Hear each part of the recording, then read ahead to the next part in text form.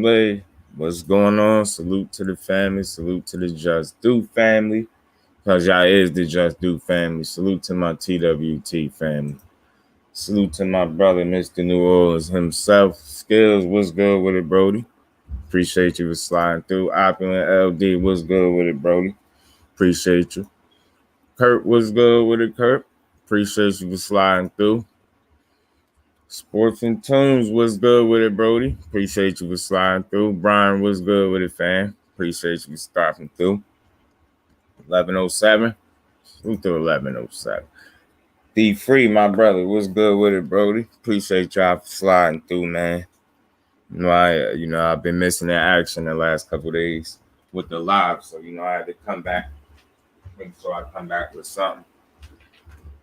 I like to have conversations over here, man. This quick little disclaimer: this is not a any way, shape, or form bashing of Bud Crawford. You know what I'm saying? It's just a question, just a conversation. I've been seeing these little, I seen this little clip.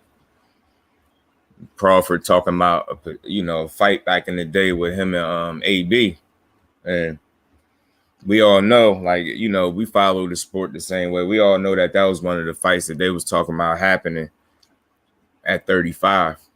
And I think, that would have been a real fight, would have been a real test. I think had they fought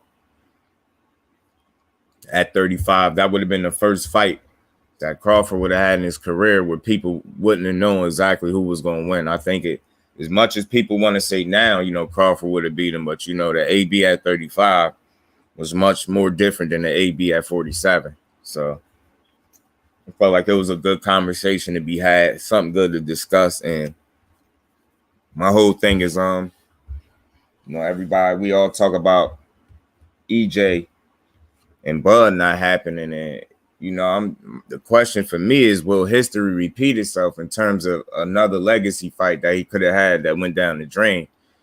Because if we being absolutely honest, I don't think he really got a legacy fight on his resume. You know what I'm saying? I think the best he can say is Sean Porter. You know what I'm saying? And that's no slight to Sean Porter, but again, you're talking about real legacy fights, going into a fight where you potentially wouldn't have been a favorite. You know what I'm saying? It's no, it's not etched in stone that you would have been the absolute favorite against, AB had y'all fought back then. But we're going to talk about it, and D Free was good. Torres the KO, man. Hey, man, we could talk about that as well, too, because all these fights that happened last night. But we gonna talk about it. We damn sure gonna talk about it. Yeah, D Free. Ghost, what's good with it, my bro? Appreciate you for sliding through. How you feeling, Brody? How y'all feeling? Y'all smash that like button for me as y'all roll in the building, and we gonna rock out. Anyone still want to see Anderson versus Franchise, or we passed it? Hell yeah, I watched that. You talking about Big Baby, Jared Anderson? Hell yeah, I watched that, Ghost. Make no mistake about it. That's a fight I'll definitely watch. I like what I seen from Anderson last night. Again, that dude can fight, man. He can fight. And I think him putting him up against anybody else that can fight just mean we gonna get a good ass fight. I like what I see from Big Baby though, for real. Dude really got some skill with him. Combat Tool Bag was good with it, Brody. Appreciate you for sliding through. How you feeling? He didn't want AB. Why he ducked him? Hey, D Free. And my thing is, what I'm saying? G5, my bro. Brody, what's good with it, Jet? Appreciate you for stopping through. Fizzle, how you feeling, my bro? Always good to see my TWT family in the building, man. For real. And the rest of y'all as well. Y'all all the family. So, dude, sloppy said that Anderson show up against Sanchez and we're going to have a retirement talks. Hey, let's see it, bro. I see it. Big Shot Shaw will sleep him for sure. Sleep who? Jared Anderson? Yo, my bro T, what's good with it, Brody? Appreciate you for sliding through as you always do. Keep his head in the center line. Doesn't commit to shit. Makes a lot of mistakes. Overrated hand speed. Overrated boxing. Better look sloppy. Hell against dude. You're a tough critic, Ghost. On when it comes to Jared Anderson, anyway. If Usyk beats Fury, King was good with it. Appreciate you for stopping through. How you feeling? If Usyk's fury, what kind of uproar would that cause in terms of achievements, reactions, and everything around? Undisputed in the 2 highest weight classes. If Usyk was to be able to do that, Ken, man, it's realistic that, I mean, if we talking about, where you would rate Usyk or rank him, you know what I'm saying? It'd be up there. It'd have to be high, man. You know what I'm saying? What he did is not to be like underestimated or slighted. Like Usyk, if he's able to become undisputed and and I understand cruiserweight is not that deep, but yet still he beat the who's who at the time at cruiserweight, despite what people would think. If he's able to do that as well, and the heavyweight division, you got to give Usyk his crown right now while he's allowed to wear OTB. My brother, what's good with OTB? Appreciate you for sliding through. I fought the same dude a few months ago and looked better. Javelov will jab and circle back whole night. Big baby. You think he gets slapped by Johnny Kill? Was good with it, Brody. Appreciate you sliding through. You think Big Baby gets slapped by Big Shot? Big Shot is the next American heavyweight champion. He beats anyone. Let's see him. That's why we had these fights. Let's see him. I like Big Baby. I think he the goods. He's not perfect. I don't know. Again, it's like, whose critiques are we listening to as far as like when we call him overrated? Because for me, I think I'm a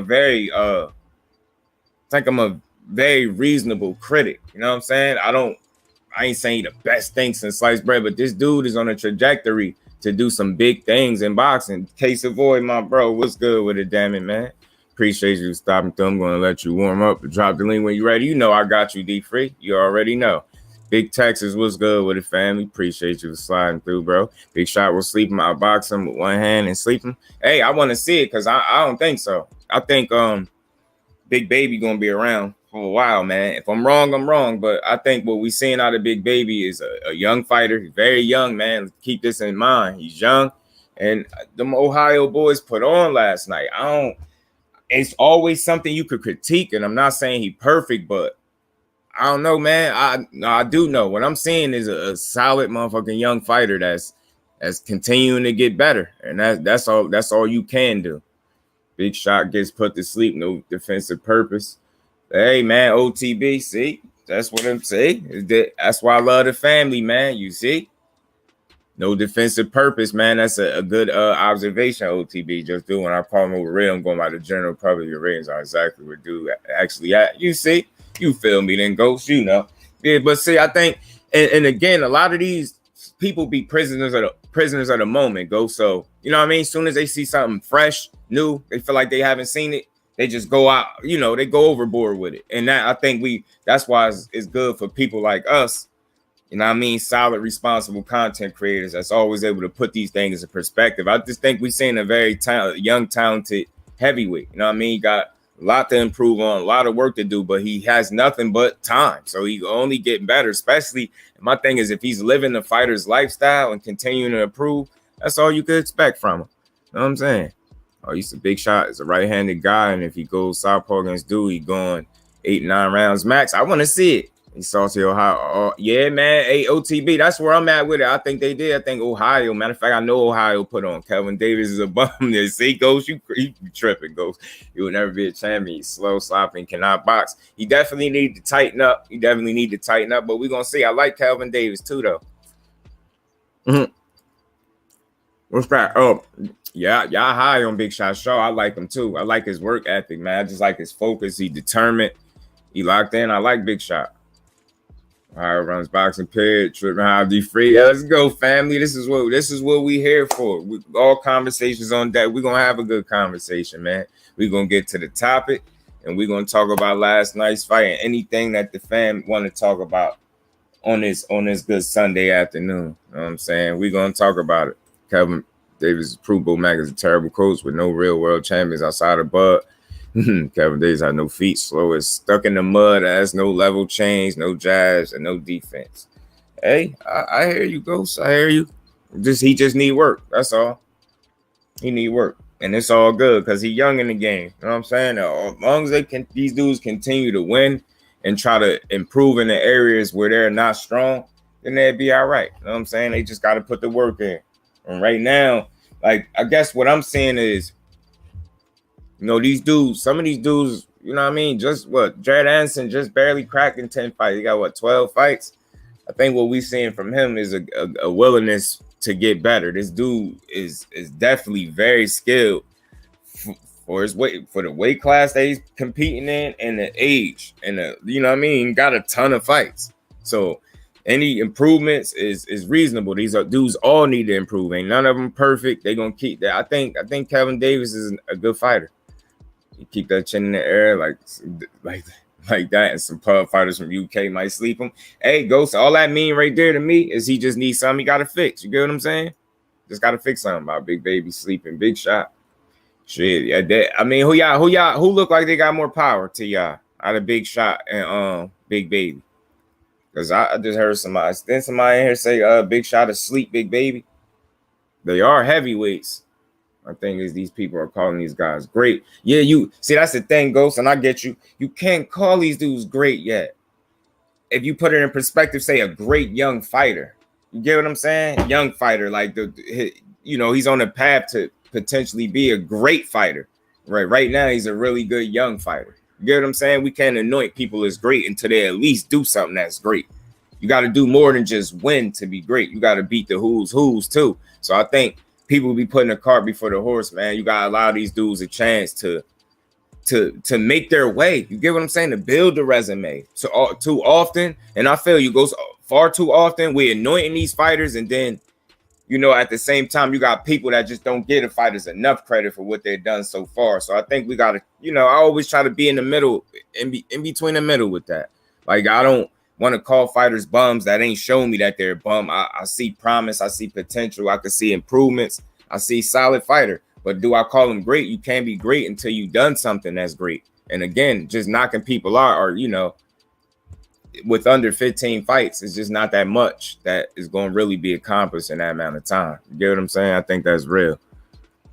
Big Shot sleeps dude with jab bucket. I don't think so. Oh, slept dudes with jabs, you saying? Yeah. G5, my brother, I'm trying to, Brody. Appreciate you for being here as always. The power's about even.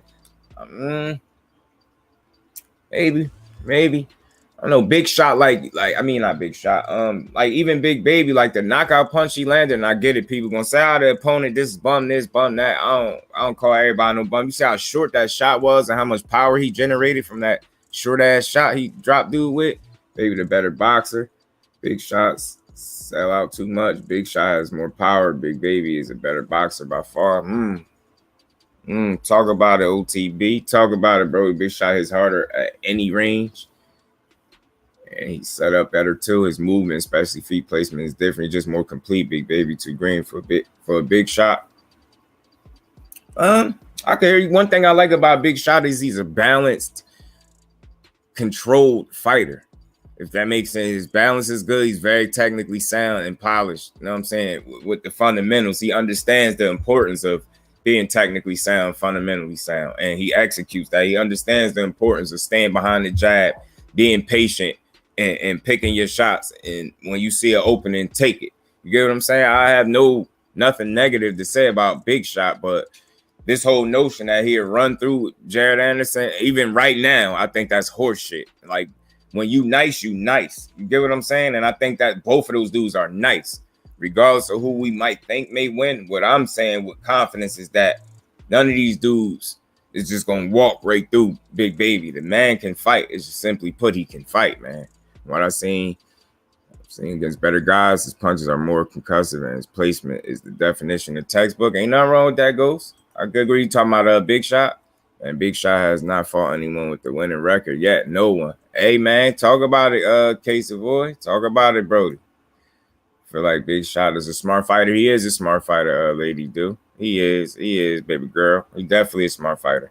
But watch all the Big Shot fights and show me where he got caught with telegraph jabs. Nah, I get he's a responsible guy, though, Ghost. So, I'm not here to pick them apart, but I think that's a better fight than what some people might think. Not everybody, some. Like, I don't think nobody runs through Big Baby Anderson right now.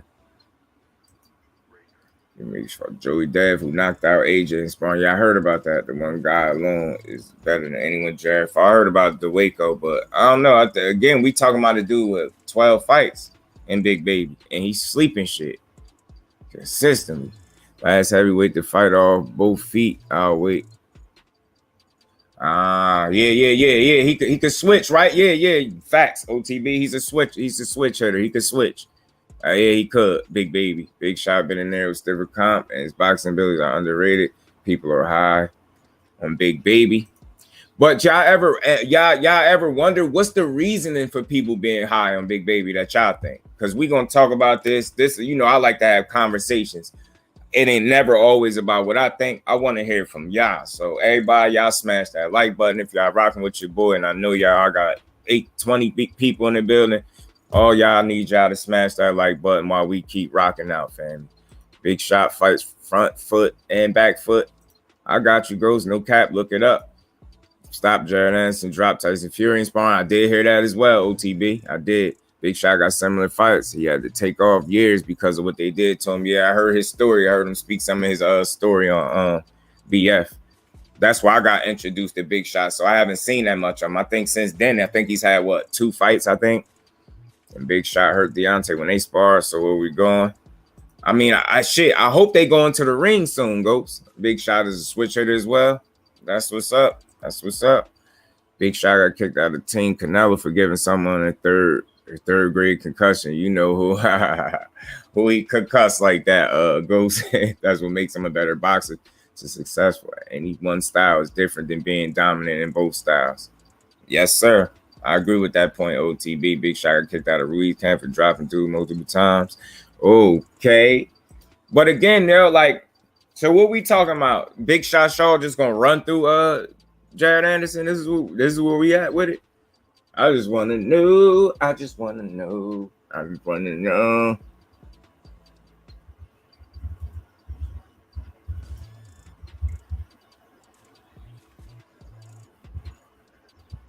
Hold on, and that's my main thing. I think Quee sis, with my sis, what's going on with you? Appreciate you for sliding through. How you feeling? Y'all started these myth sparring facts. Yeah. Big Shot can dominate both stances and fight front and back foot. We got tape on it too. I believe that, but I don't believe is that he'll just run through Big Baby. I think Big Baby better than what some people giving him credit for. As far as the people that's delusional, we don't care about what they think. You know what I'm saying? You know? Not what you singing. What? Who was singing? I was singing? Need to see that tape. OTB say you need to see tape, man. Ask Tay and people you respect about Big Shot. Ask Ruiz about Big Shot. You know, Memphis off. I heard some real positive things about Big Shot Shaw, man. I definitely did. I won't lie to you. I heard some positive things about the brother, man. You know what I mean? I got introduced to Big Shot from BF channel.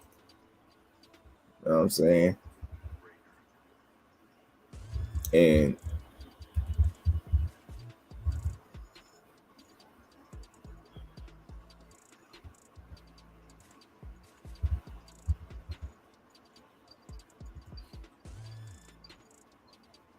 to get credit on sparring is pure urban myth.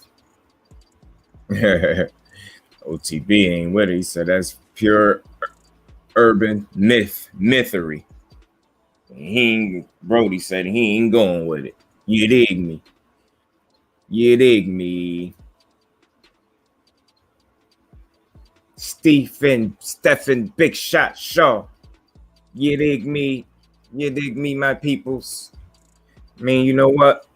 Hold on. I think I could do this for y'all. Appreciate everybody in the building. Like I said, y'all smash that like button for your bro, and we gonna keep rocking out. Say that then, but we'll walk through hell. Yeah, that's all I'm saying. A walkthrough is a bit much. Like him just sleeping Jared Anderson with ease. I don't see that.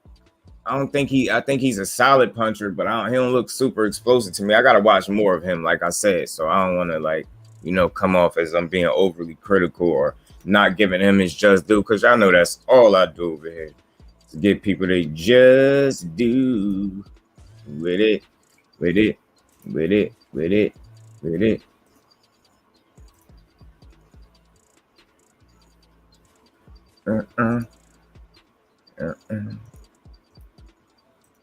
see something, y'all.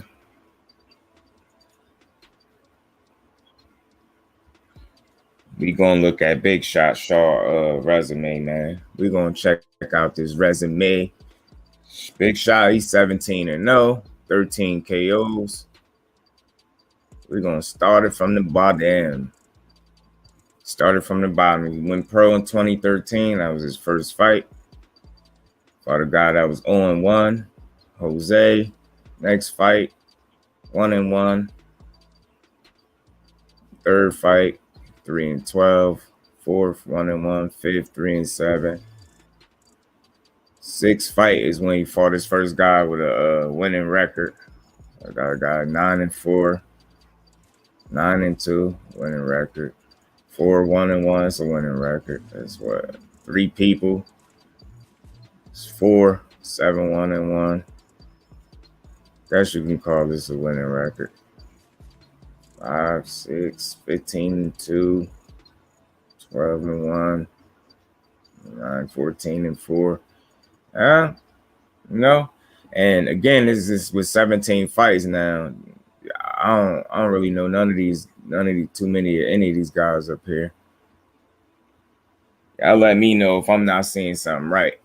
As of now, I'm about to go to Big Baby. It's only right?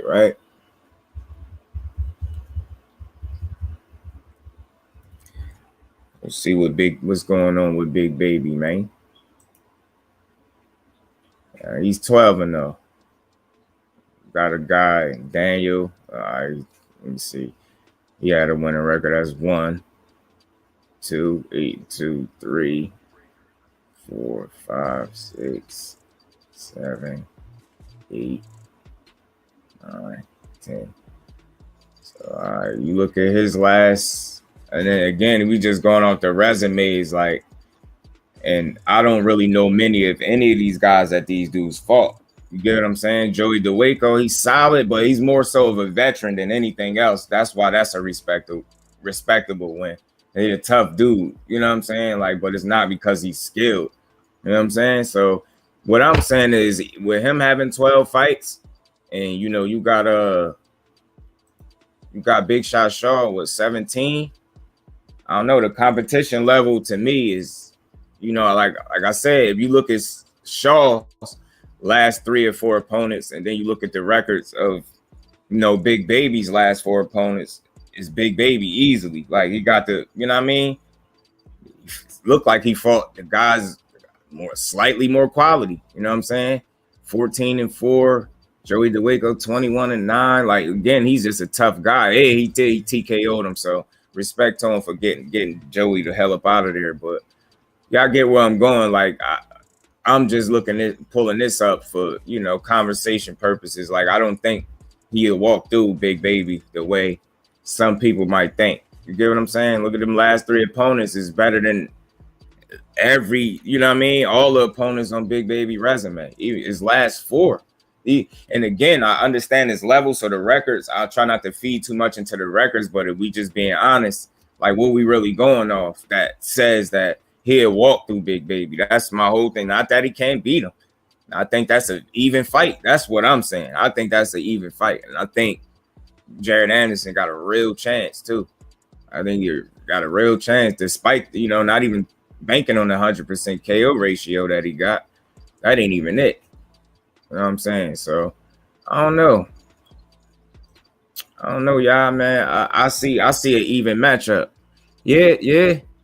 Going into who these guys fighting. Facts. You got to. I mean, what else? Because what we can go off.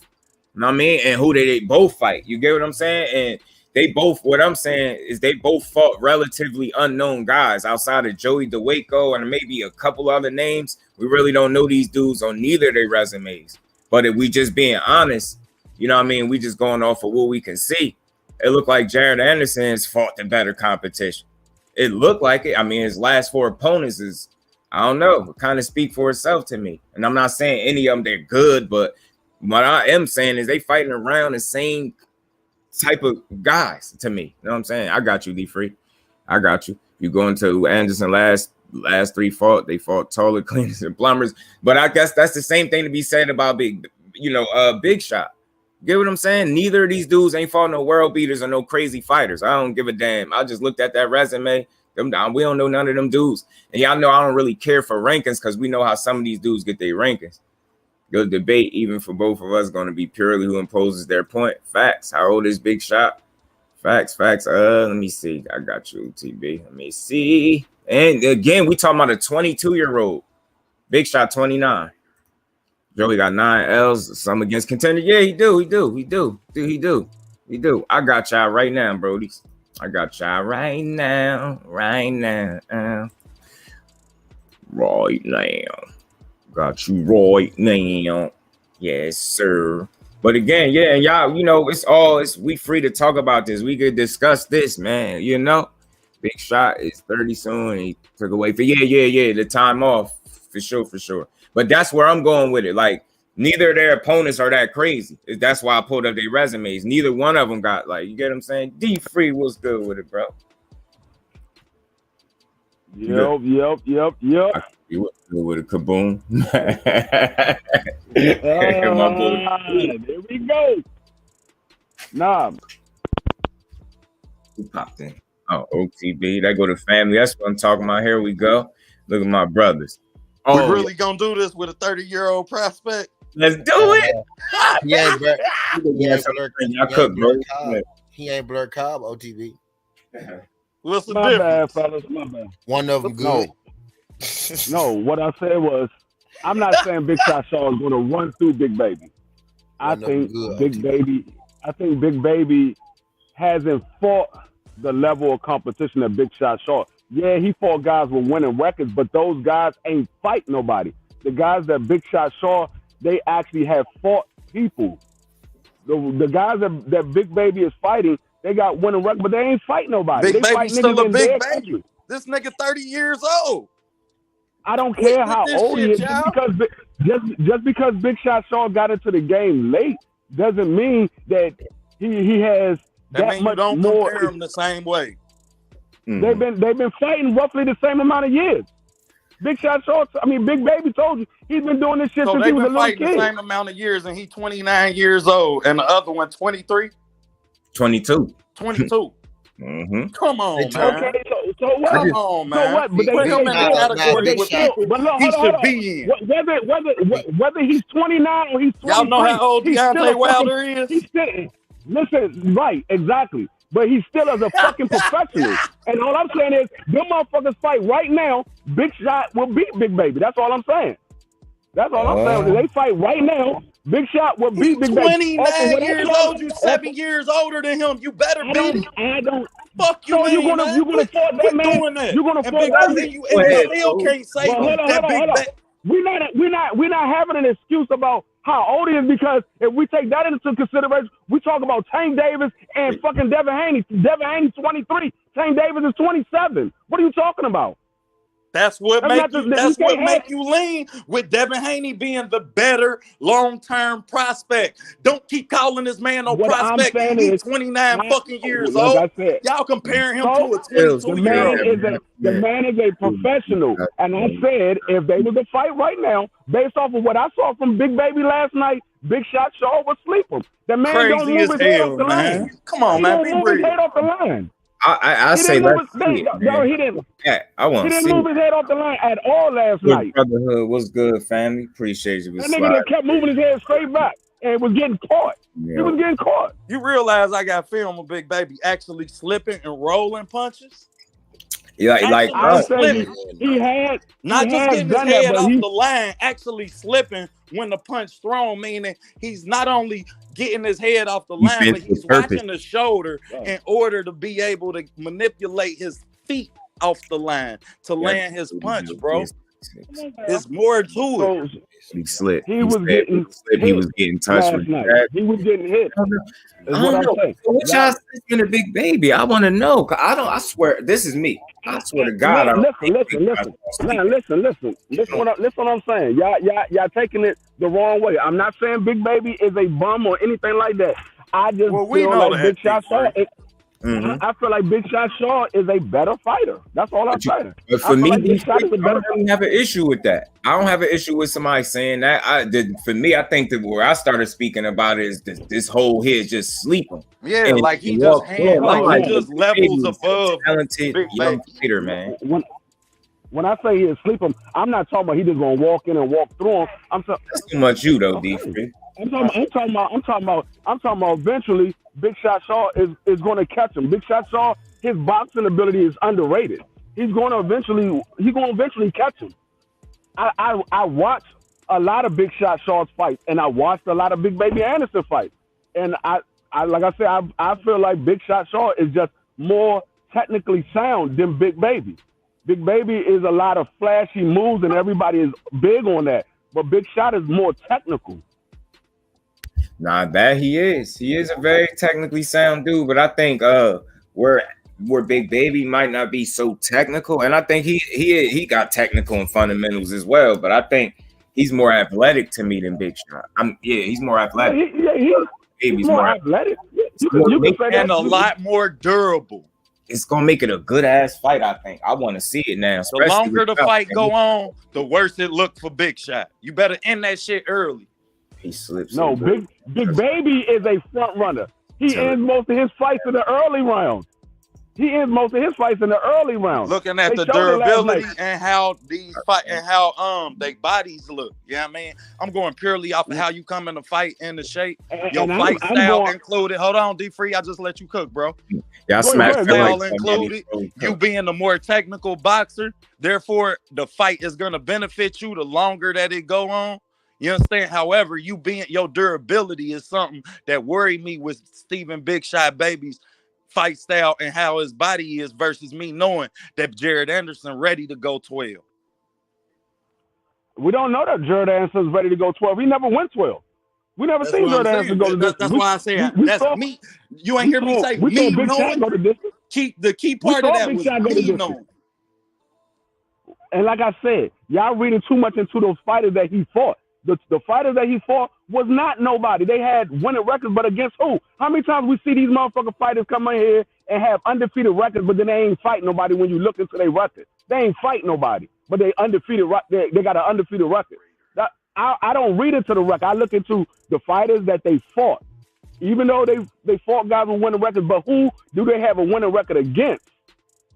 That's what I look at. I look at who the fighters that they are fighting, who did they fight? That's what I look at. So, like I said, Big Shot Shaw has stiffer opponents, whether they have a high undefeated record or they have a losing record. They fought other fighters that was more competition. They fought bigger fights. I'm not looking at these niggas coming here with a padded record. It's like, oh shit, that nigga he undefeated. Oh, that nigga only got one loss. His motherfucking record is padded. They want him to look like he's fighting somebody that got a winning record or he got an undefeated record. That's what so what you think they doing to Big Shot? He 29. They're not doing the same thing to Big Shot. They're not doing the same thing to Big Shot. He's 30. They're not doing the same thing to Big Shot. Because I'm gonna tell you why they're not doing that with Big Shot. Big Shot wasn't always with. He wasn't always with Top Rank. Big Shot just got with Top Rank. He was with PBC before this. Big Shot ain't all that. He was with PBC. Damn show ain't K. They hyping so they can hate on Jared. 7 times out of 17 fights he went to distance. OTB stupid. And man, I'm calling duck when I see one too. Hold on. Let me kill K Savoy right now. Let me kill K Savoy right now. Because last night when we was talking, you just said Big Shot Shaw will beat Jared Anderson if they fight tomorrow. You said it out your own mouth. You said he's not ready for Big Shot right now. That's at the moment, D3, man. When you Tomorrow, I agree because we know what we saw last night. We know what we saw. That man looked sloppy he in didn't there. come in there to fight last night, though, man. He knew he was going to he was a bum. He was fighting, and he wasn't worried about him, man. He went straight at him. Hey, Tay was good. He didn't even move his damn head. He didn't have to. Y'all leave Tay alone. Tay my YouTube girlfriend. Yeah. All I'm saying is, like I said, I said it last night. I said, I believe Big Shot will beat Big Baby. I believe he will eventually probably knock him out. And I want them to make that fight next. I want them to make that fight next. I like this conversation. I like this. Man, you better put that cheese up. I want them to make that fight next. You better put that cheese up. Big Shot. I smashed that like. I already said I got my money on Big Shot. I said I got my money on Big Shot.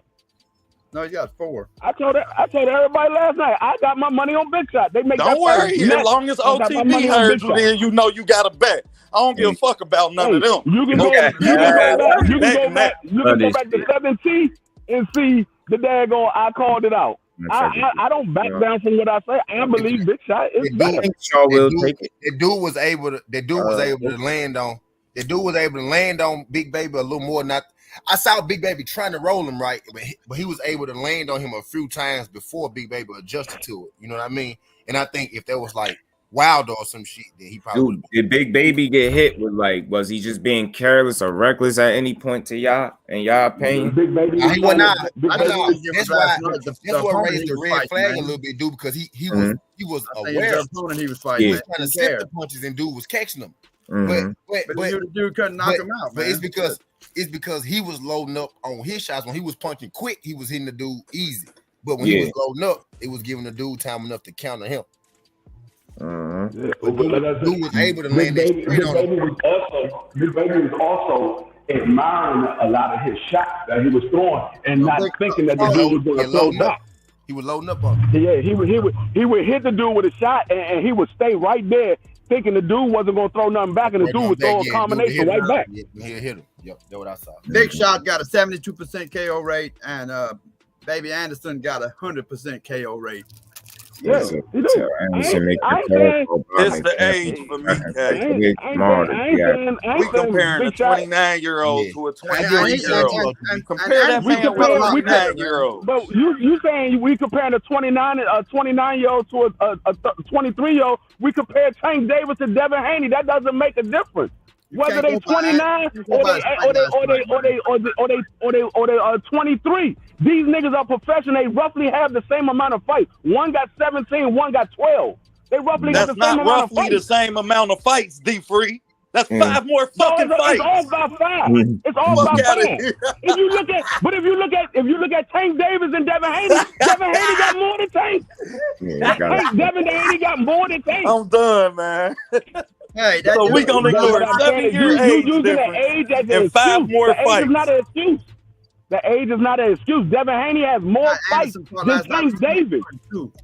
That's a better opponent than anybody that Shaw's ever fought. That's why I went to their records and not so much the guy who fought last night. That guy. To add to the conversation, that guy is not a stiffer fighter than everybody that Shaw fought. No, he is not. Record than everybody that Shaw's fought. Yeah, he does. I'm looking at it. Free. Do you know Big Shot, man? No, I don't know him. I know what I see on my screen. I was wondering if what you knew was. I don't know none of these guys personally. I was wondering if you know none of these guys was evading what you knew, because this don't sound like none of these guys. I don't know none of these guys personally. I'm going by what I see on the screen. I don't know none of these guys personally. I'm going by what I see on my screen and what I go back and look at the film on these guys. I know what I saw. That's all I'm saying. I know what I saw. Big Shot. Big Baby. I say his last week. You know, they usually go of last 5 opponents. 1, 2, 3, 4, 5. So it's last 5. You got to do 5, 1-1, 16, 2-1, 22, 0-1, 17-1, 24-2. I'm not saying those dudes are super quality and nothing like that, but I'm just saying, already he is at a higher level. I think they already put him in there with people at the second round out of all 5 fights. And you go 1, 2, 3, 4, 5. Big Shot is last 5, 15-2. You got a 12, 1-1, 6-2. You gotta sound like Big Baby haters. 9-4. And then his last one was 14, 4-1. That's Big Shot. And Big Shot's been the only went to that, not to slight him. It ain't even close, yeah. I think Big Baby been tested a little better than what some might give him credit for. I'm not saying he got put in there with world beaters, but neither one of them have. You get what I'm saying? I already said that. Yeah. I don't look at the records.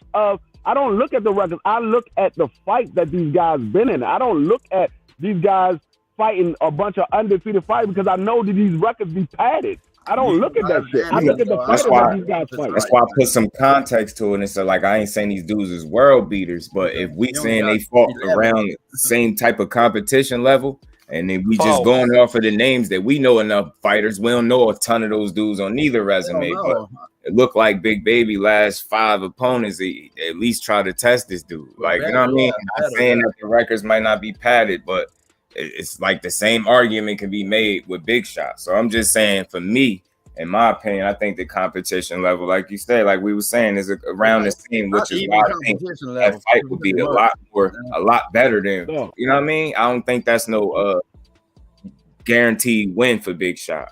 I don't personally feel like it'd be a good fight. Put it that way. It'd be a damn good fight. It'd be a solid ass fight. That's why we had. I never said it was gonna be a guaranteed win. I said I feel that Big Shot was I get to hearing Big Baby get put to sleep, man. Hell no. Nah, that's what got me talking D3, and not so much that you said. It's just like he ain't walking through that kid, man. young boy has something for his ass, man. If he ain't careful. Richard Torres, now that's a little different. Joey would sleep everyone on Anderson resume. I love Richard Torres, but as a cruiserweight, he dominates. Every single name on Anderson resume. Yeah, he would, huh? Can you think Richard Torres? You think Richard Torres dominate as a cruiserweight? You think Richard Torres would beat Big now, Shot? Yeah, I want to ask Shot. Ghost, I don't know if he'd beat Torres last night. Now I think that's a more even fight. Yeah, Torres was a badass last night, man. What? Torres can box. Joe Torres is a front runner. He got all power. Richard Torres. Richie, man. Don't be fucking up Richie, man. Anderson and He's talking about Casey Boy talking about Joe Torres from last night. Nah. He talking about Joe Torres from last night. That is Richard. His name is Richard. Joe Torres is the Richard Torres. Richard Torres. You're talking about Richard. Sanchez as well. That dude last night, he's a front runner. He's all power early. If you take him into the later rounds, he's probably going to gas out. He's all power early. He just try to jump on you and try to get you out of there. But if I would agree with that, but I've seen Richie lose a lot of weight since the Olympics. He didn't really toned up a lot. He ain't been in no later rounds. I think he sleep Big Shot. Alex Alberto think he sleep Big Shot. So he sleeps. No, I don't think he will have. I personally think y'all, if Richard Torres is going to be what we think he is, he'll fight Big Shot. That'll be his fight. Oh, you know he would. And I'm telling y'all, it ain't gonna go how y'all think. Big Shot is gonna make that man look. Big Shot gonna make him look. Big Baby got a better chance. Big Baby got a better chance at beating Big Shot than Torres do. I think so too. I think so too. I don't. I think. The reason I asked about Richard Torres because he got a crazy knockout, right? But did that look like didn't look skilled at all? Hey, that's what I'm saying. He just mauled the dude, and although the result was impressive, but how he got there. That was the third fight. That was kind of like to me. It's kind of like when dude knocked out Gamboa. Like he got the knockout was funny, and he got him up out of there. But the way he got there, the path to leading up to the knockout was sloppy. Yeah. And that's the second fight I think I've seen from Torres. To me, I see a strong ass kid. I don't see what people see just yet. I gotta watch him some more. I'm not saying he ain't but he look a little raw in there too. But again, how many fights he got? Is 5? Not many, man. If that, so I ain't knocking him. He is not. He's not. I don't see him beating neither one of those guys.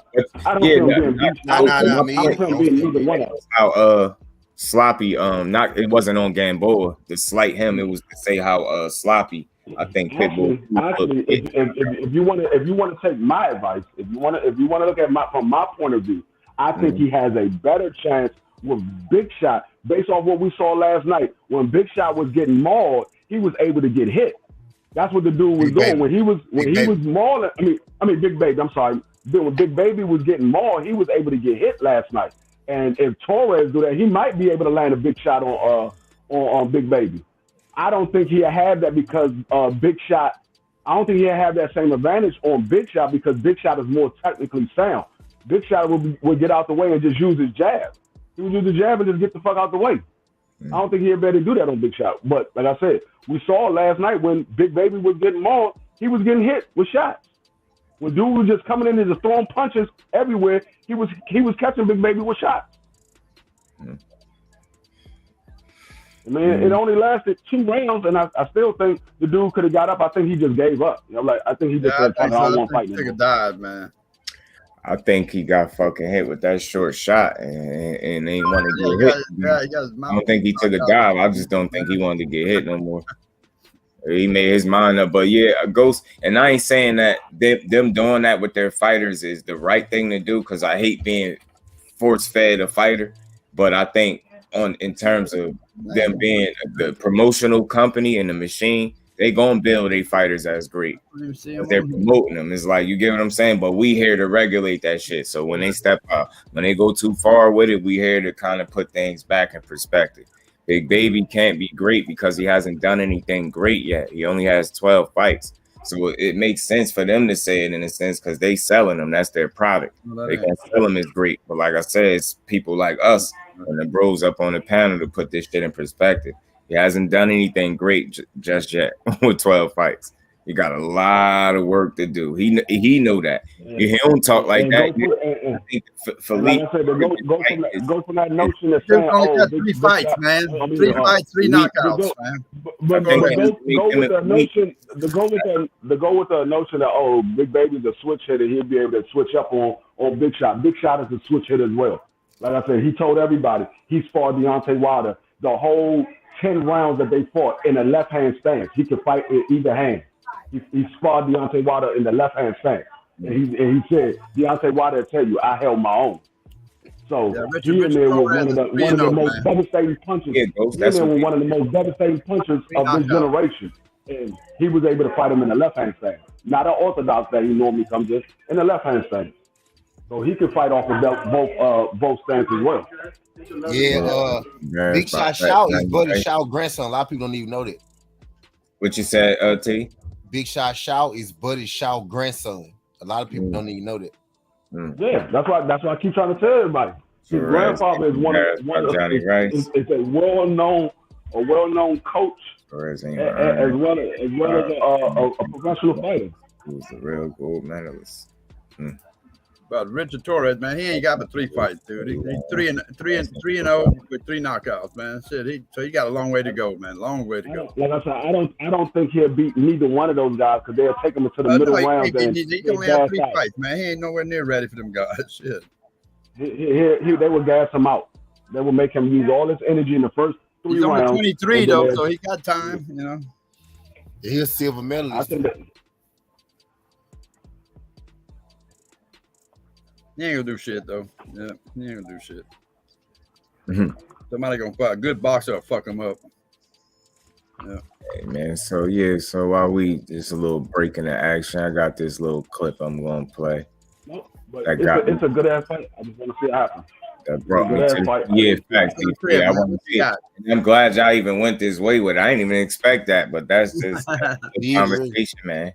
That's a good conversation, and then you could expect that all the time with the family, though. So it's all good. I just don't like the fact that I don't like the fact that everybody gives Big Baby all this respect of being the next best heavyweight in American boxing, and they don't give Big Shot Shaw no love. Because Big Shot Shaw is doing the same thing that Big Baby is doing. He's doing the same thing Big Baby doing. He's running through all his opponents. Oh yeah, whether he get him out of there, or he beat him on unanimous decision. It's the stand they're gonna make Big Shot take the stairs, not the elevator.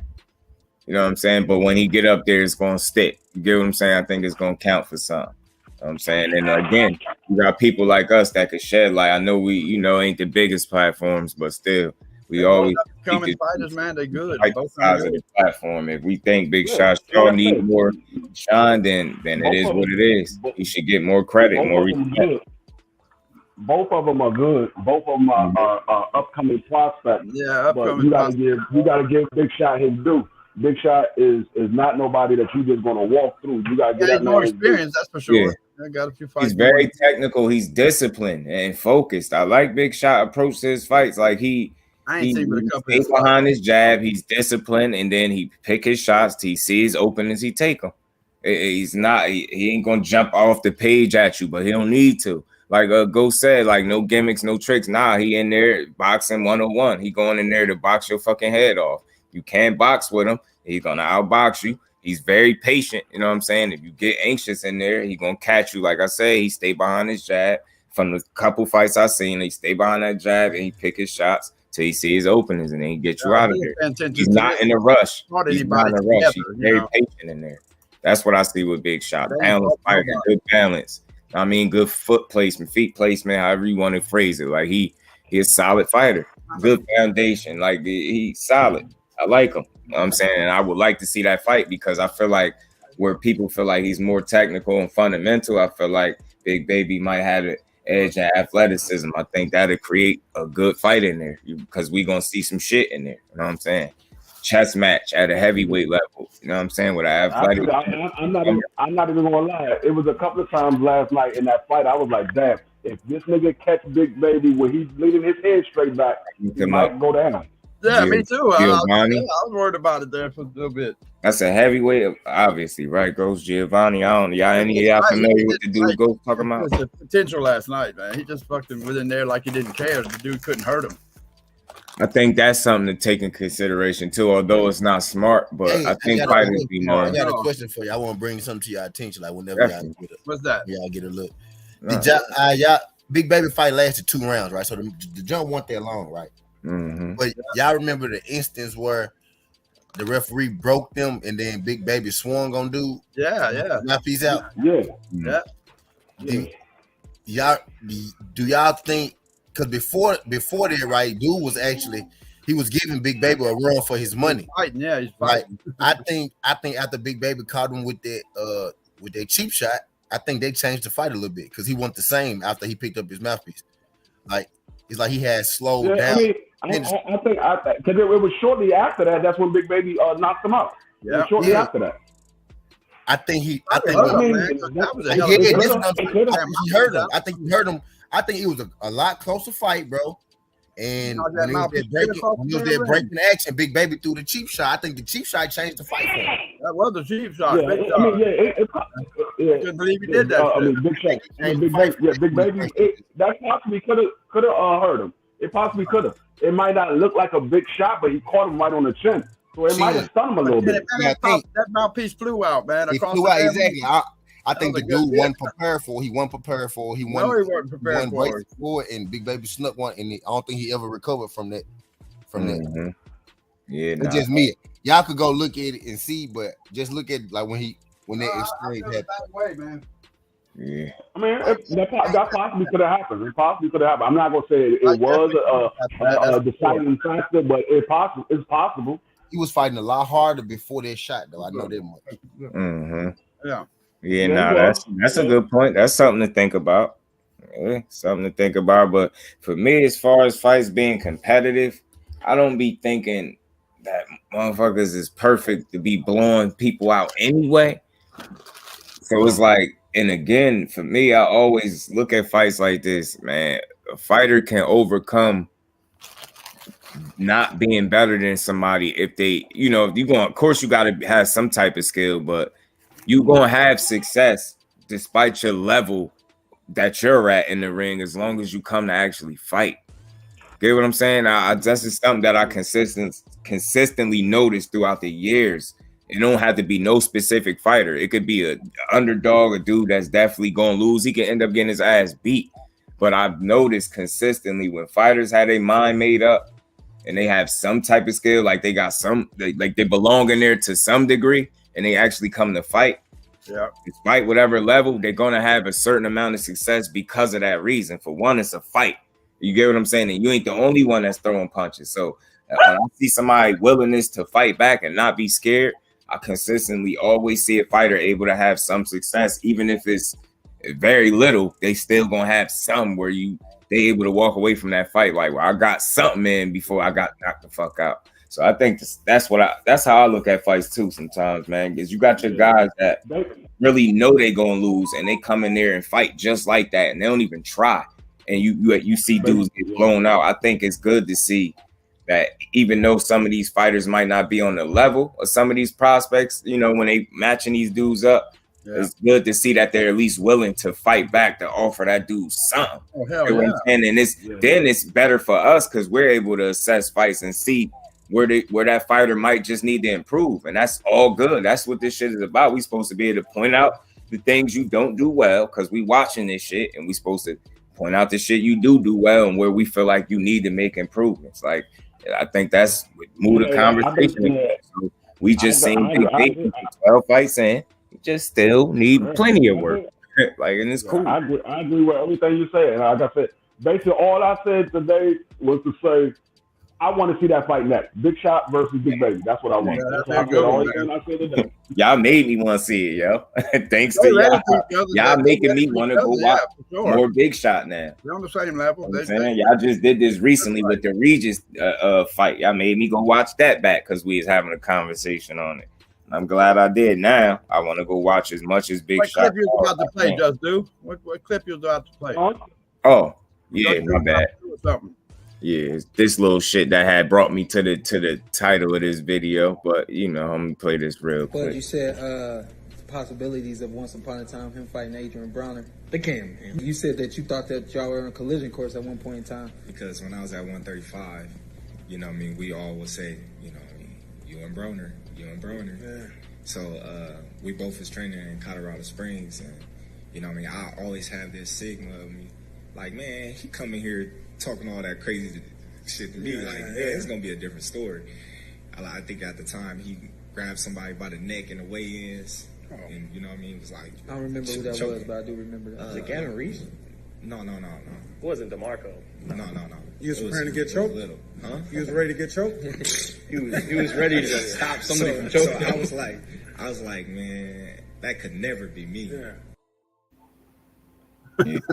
And not only could it never be you, but apparently it could never be you and Broner in the ring at 35 either, goddammit, because we didn't get that fight either. So again, you got this motherfucker moving around like he already retired. You want respect like a retired Hall of Fame fighter already. That's shit you worry about when your career over. I just don't understand this dude. And my question was, I mean, shit, is history about to repeat itself? Because although that fight wasn't pushed nowhere nearly as much as, you know, what EJ and Bud fight is now, but at the same time, that fight was definitely there and it was possible. And I seen people talking about it. I seen several posts on this shit. So my thing is like he been moving this way to the extent, like, not to be repetitive, but it's like you ain't give us that fight either back then, and it might not have been as big as what, like I said, with EJ and you is, but at the same time, it was a real fight, and this would have been the first fight that you would have went into the fight probably not being a favorite. Not know for sure. You get what I'm saying? This would have been a fight where people really could have questioned and thought that you had a chance to lose. And why I say it's history gonna repeat itself, because we all know, like I said, that was a name that was worth his time, and it would have been a fight where he wasn't the favorite. Now you fast forward to now, and you see the way shit playing out with him and EJ, and it's a similar situation, but way more on the line. So you would figure with this much on the line, you would be a lot more eager to get this shit done. And now this is another fight where you going into, and you might not be the favorite, and people might not, you know, everybody wouldn't be picking you to win. So it's like, get where I'm going. Like, he showed us this before with a fight that would have made sense to be made, where this would have been the toughest dude or the biggest name, best opponent on your resume at the time when it was discussing the fight being made between y'all, and you didn't get that. And I told everybody from the beginning. It just made me feel like, man, like you always fight 50-50 fights. He don't want to fight. He don't want to fight 50-50 fights. He never took a 50-50 fight. That's my point. Like, come on, bro. And this shit is bullshit that you moving like this. I've never seen a fighter behave in this manner. Like you're trying to move like you want to demand the respect, but you don't understand there's a certain level of respect you do get for what you've accomplished. But the level of respect that you want to demand, fighting and beating that guy, not even having to beat him, fighting that guy will get you exactly that. But now that you've kind of stretched and drew it out, it seemed like, and I'm just willing to say I feel like it's on him regardless of what's going on. The actual reason I feel like it's on that side of it. you gotta give us something, man. Like you would think you would be jumping to see for this opportunity, man. And again, if you really want that respect that you trying to demand, like I said, fighting that guy will get you exactly that. I don't understand how you don't know that. So again, you talking all this other shit, man. Retirement, Hall of Fame. You want to get your hand capped? Don't fuck about none of that. Damn, we want to see you get his ass beat though. You know what I'm saying? He bogus as hell for moving like that. So that you again, like, he ain't gonna be having no respect for nobody. You been there during the day on Saturday or something. It creeps up a little bit to steal the show. Juggernaut, you believe the hype. The term upset is inevitable. Skills crazy. It's a fact though, bro. Facts. So it's like, and who would have actually won at 35 in their primes, like prime AB 35 and Crawford, or at that time, around 20, what was that, 14, 15-ish, and he already had a loss and everything by then. So it still would have been a hell of a fight because you wouldn't have been able to do what nobody down there did, in my honest opinion. So, like, you know what I'm saying? That shit would have been totally different.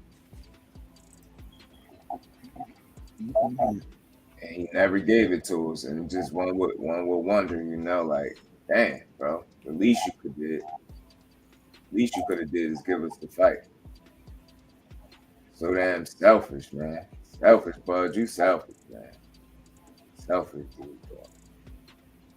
He said on that podcast though that the fight has still happened. Mm-hmm. I heard a couple times from other sources and little stuff like, you know, that a date's supposed to be coming and all that, and I'm just cool. I'm cool. Like, just that date's supposed to been coming for months.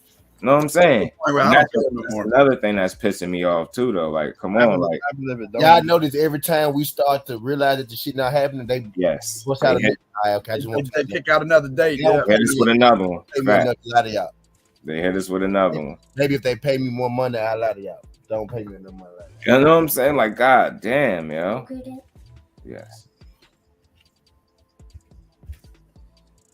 Oh shit! He got accolades, man. He got accolades from the past. That's why he's so great. He thinks he's so great.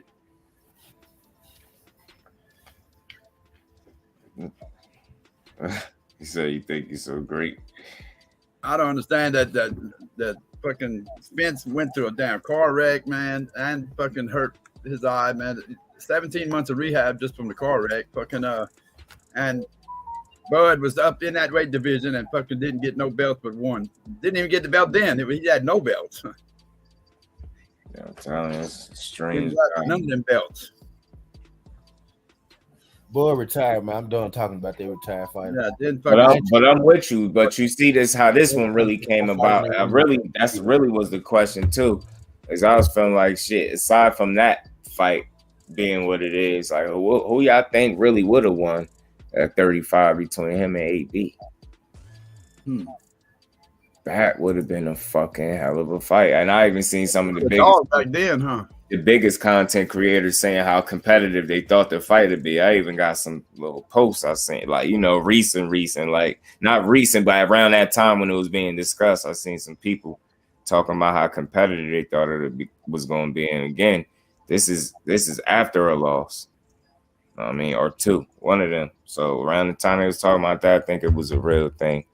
I think, you know, it's funny when it comes to him and these 50-50 fights. There's just something that he ain't showed us a willingness to participate in too many of them. And that's why the critique come as heavily as it come. And I don't think people understand that because they too emotional about it, but they can't tell you wrong. You get what I'm saying? And that's really the problem. Like, you can say, like, what you ask somebody that question, how many 50-50 fights they been in there, lose their mind before they all that blowing their top just to have to answer the question and say nah. Like, you do all that goofy shit just to have to agree with me at the end. Right. Foolish, man. Crawford history is to say what he wants. Once the fight is available, Pac-Man will turn it down. Pac, just like Errol signed their portion of the contract. That's what I'm saying, bro. Yeah, Johnny Q. Somebody needs to hurry up and become his mandatory, man. A close ass fight, man. It'd be a very close fight, in my honest opinion, around that time, man. Him and AB. Make Bud fight about that did this dude say he ain't gonna knock Ricky Burns out because he ain't want to disrespect him on his homeland? Like, did this boy really say that? God damn it, Bud. I mean, AB wouldn't have been no Ricky Burns. Podcast P moved to get in that damn ring and talk about he ain't want to fight. He want to retire. Yeah, what if he pulled that?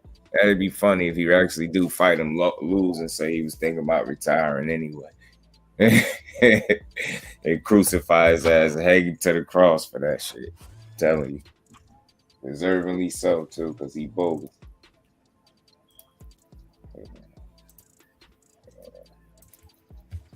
Be tripping, man. But yeah, I think in 35, man, that's where AB was possibly, arguably his absolute best. You know what I'm saying? In terms of how he was fucking shit up. It's been a lot of years ago, too. Yeah, and he damn sure ain't had no. Been over there in 47, what, 5 years, they said? Y'all said 5 years? Mm-hmm. He damn sure ain't had no problems. I don't know how long he stayed at the party. I know he would have got his ass in there with him, too. Damn sure he wasn't turning down no smoke. He was the guy. I say he just was more impressive at 35 than Budrick to me. Yeah, I heard AB. Respectfully, I feel like he was more impressive. He was a more impressive fighter to me at 35 than That's weird, man. Never heard of Bud Crawford. That's crazy. Who said they never heard of Bud Crawford? Me. Oh, you didn't? Nah. Man, yeah, Bud Crawford been around for a minute. I know, and I never heard of him though, man. I heard he was on the scene before. Was it slightly before EJ? I believe so. I think. You know, he was popular. Everybody talked about him. Word up. I mean, the Charlotte boys. I heard of them. You know, for a long time. It's like I've been watching Crawford for years, man. Like years. I've been really watching this dude, and sometimes I feel like the people that go the hardest for him ain't even been watching him as long as I have. Like there's so many fights that I could run down off his resume that I've seen. So a lot. I've been watching this dude for years. Like I said, people don't remember Bud with the fucking ugly twists in his head and shit.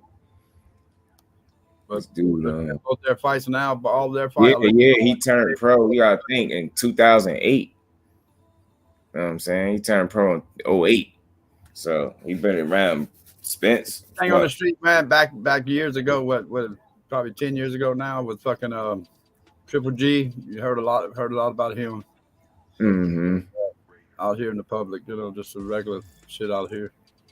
Yeah, I think Spence turned pro in 2012. Tank, we heard of Tank a lot because of Atlanta. Yeah, that's 4 years after the fact. So, yo, what's up? Alberto, what's happening, brother?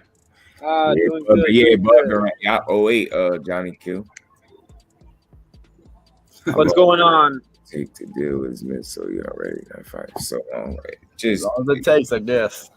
I don't know. He for me, I feel like he need to take as long as he need. Yeah, as long as he needs, man. Yeah. Don't go there. If he never fight again because he ain't right there. So big, he accomplished a lot, made a lot of money. Even though I would like to still see him, but only if he's mentally and physically together as a whole. All that money causes mental issues. He can be to that. Other than that, I don't desire to see him because it'd just be too risky health-wise if he's not fully committed mentally and physically.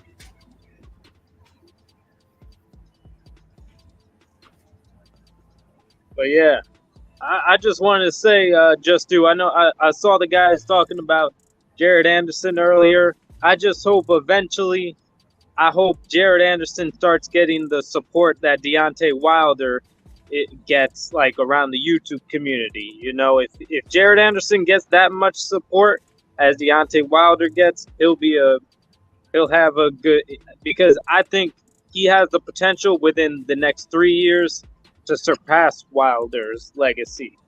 You know, well, he got to get Big Shaw first. He's got to fight Big Shaw first, and then work his way up from there. You know, if he wins that, then he'll start getting some respect. I think Anderson's going to jump to the top 10 in the sanctioning bodies, Kate. So, Anderson will? Yeah. Well, nobody. He already called out Hrgovic, which he's not going to get that fight, but None of them top guys gonna fight his ass. He ain't enough draw to pay for the money. Not yet. But yeah, Just Do. Not bad, y'all. Was good. Hey, Just Do. I saw. I was reading a Inoue interview with Ring Magazine. Mm-hmm. I think you guys would want to hear this quote he put. Mm-hmm. Here's the quote. I have never sparred a black fighter before. That is an unknown area for me. The black athletes tend to be physically strong. I'd love to fight them and feel their athleticism. That was a direct quote from the monster Inoue in the Ring Magazine interview. What the fuck? Damn, so this dude basically said he never. If I say something like that, they gonna call me a racist. Yeah, I know. That's a racist comment, pretty much. You can take it ain't a racist comment from him. He just being honest. But if we say that, they gonna say that we picking on them. You know yeah. They gonna say you picking on the Inoue. I'm glad the Inoue said that though. No shit. He's keeping it real. So basically, he's saying he never experienced, sparring or fighting a black fighter, huh? No, never. Said they tend to be physically strong and stuff like. Yeah, I think it's start. Go ahead and test the waters. Test the waters. You know what I'm saying? Go ahead. Hell yeah. Who you got down there? Who's down there that he can fight? That's good. In his division, shit, nobody that he can't beat in his division. The people that compete with him around his division. I thought he was gonna go up with some kind of shit. Yeah. Yeah. I said not in his division, but the people around his division can fight. Bam or Cool Boy. Cool Boy, yeah, that's the one I heard. Yeah, Cool Boy. That'd be a good one. He wants to fight a black fighter. There you go. It's a good one for him. You can feel the power of the black fighter right there. But Kay, December 13th, he's fighting for Undisputed. Is it really? Yeah. Damn.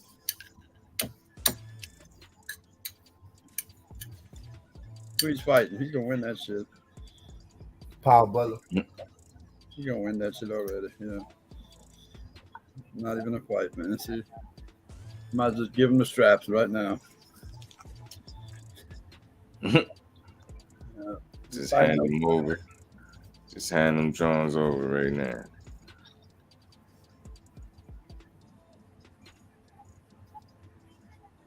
I wish you'd have fought what's his name? What's that Mexican? He's too old. He's too old now, though. Mexican.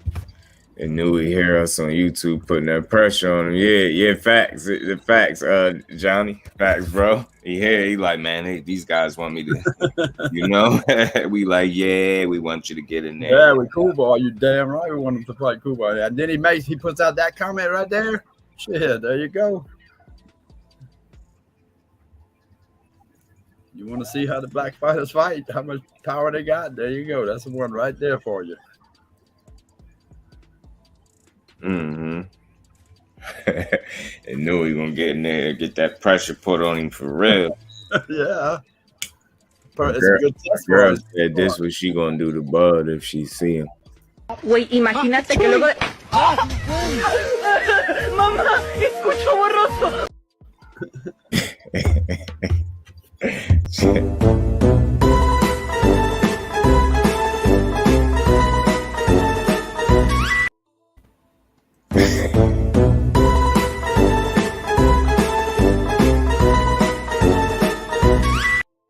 Oh goddamn. That was his pro debut. That was a YouTuber, Dean the Great. Dean the Great. He made a pro debut and got a knockout in the first round, I believe, and landed on his damn head, bro. God. Oh yeah. Since you mentioned it, just do Vitor Belfort versus Rahman Jr. Who you got? In a boxing match? They're boxing October 15th. Oh yeah. Rockman Jr. getting an opportunity. I'm always glad to see him get. I think he's gonna chip Victor. I think he's gonna put hands on Victor. But I tell you what, he better start picking his hands up. Rockman Jr. I don't think it'd be wise to be having the hands down. How you be having them hands down sometimes? I don't like the way that should be looking.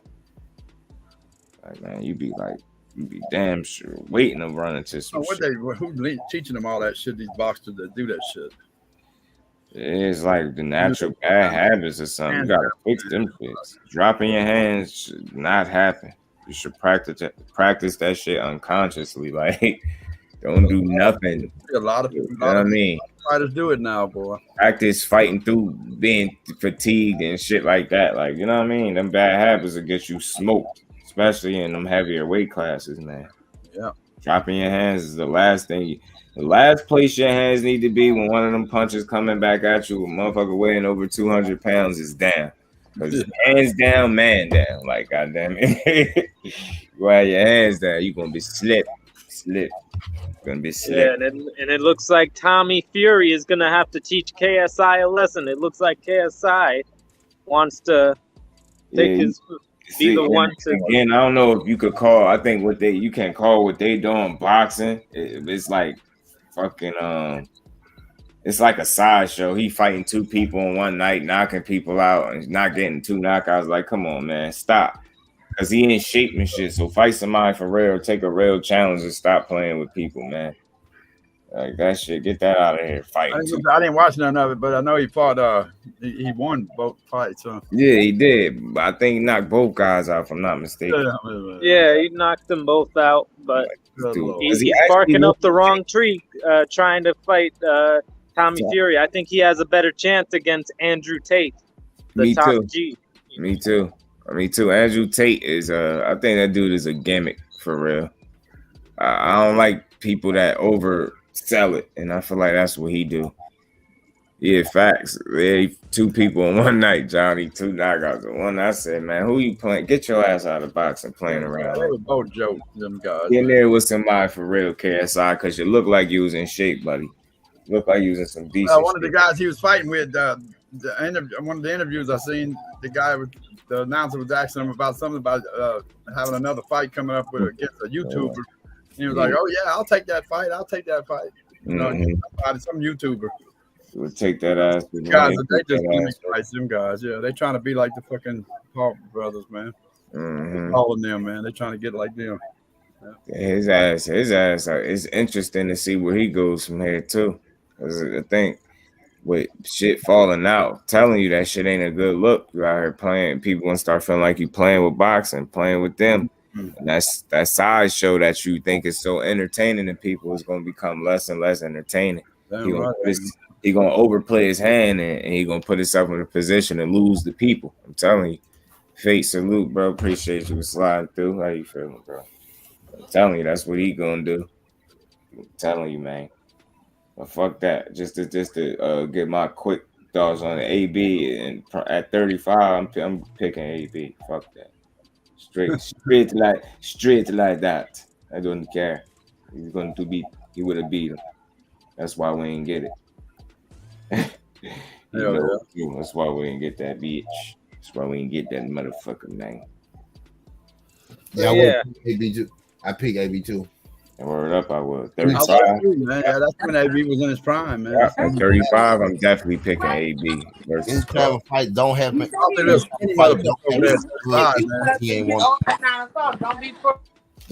would have broke his ass, man. I think AB would have took it to him, especially if you got the mentality you don't want to disrespect people in their homeland. So that's why you ain't knocked Ricky Burns out, not because he wasn't going. Well, cause you know you ain't want to hurt him or whatever. Tell that shit to somebody that believes it. I don't believe. You ain't want to hurt him, but he damn sure wanted to hurt you. AB would have been coming in there to punch it down. Well, if I didn't knock him out because he couldn't knock his ass out. Yeah, that's a fact. That's really what it was, though. He ain't knock him out because he couldn't. Yeah. Facts. Tay.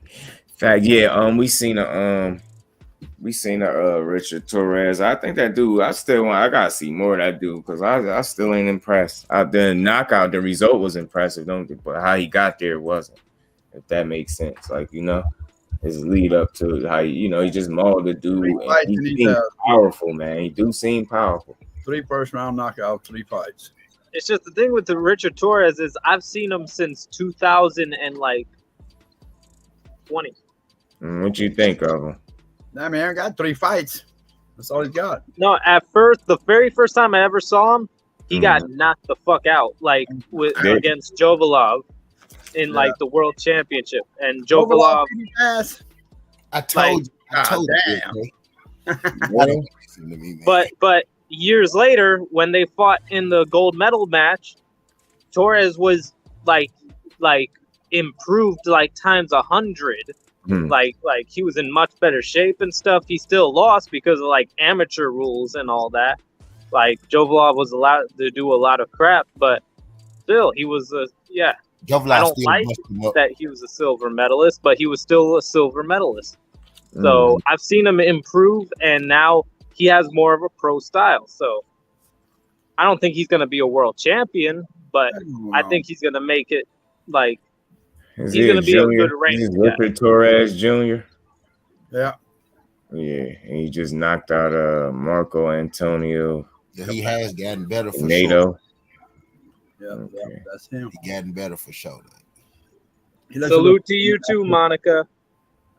Monica, salute, Queen. Appreciate you sliding. Hey, Monica. Miss Monica. Hey, Monica. All right, buddy. Short heavyweight.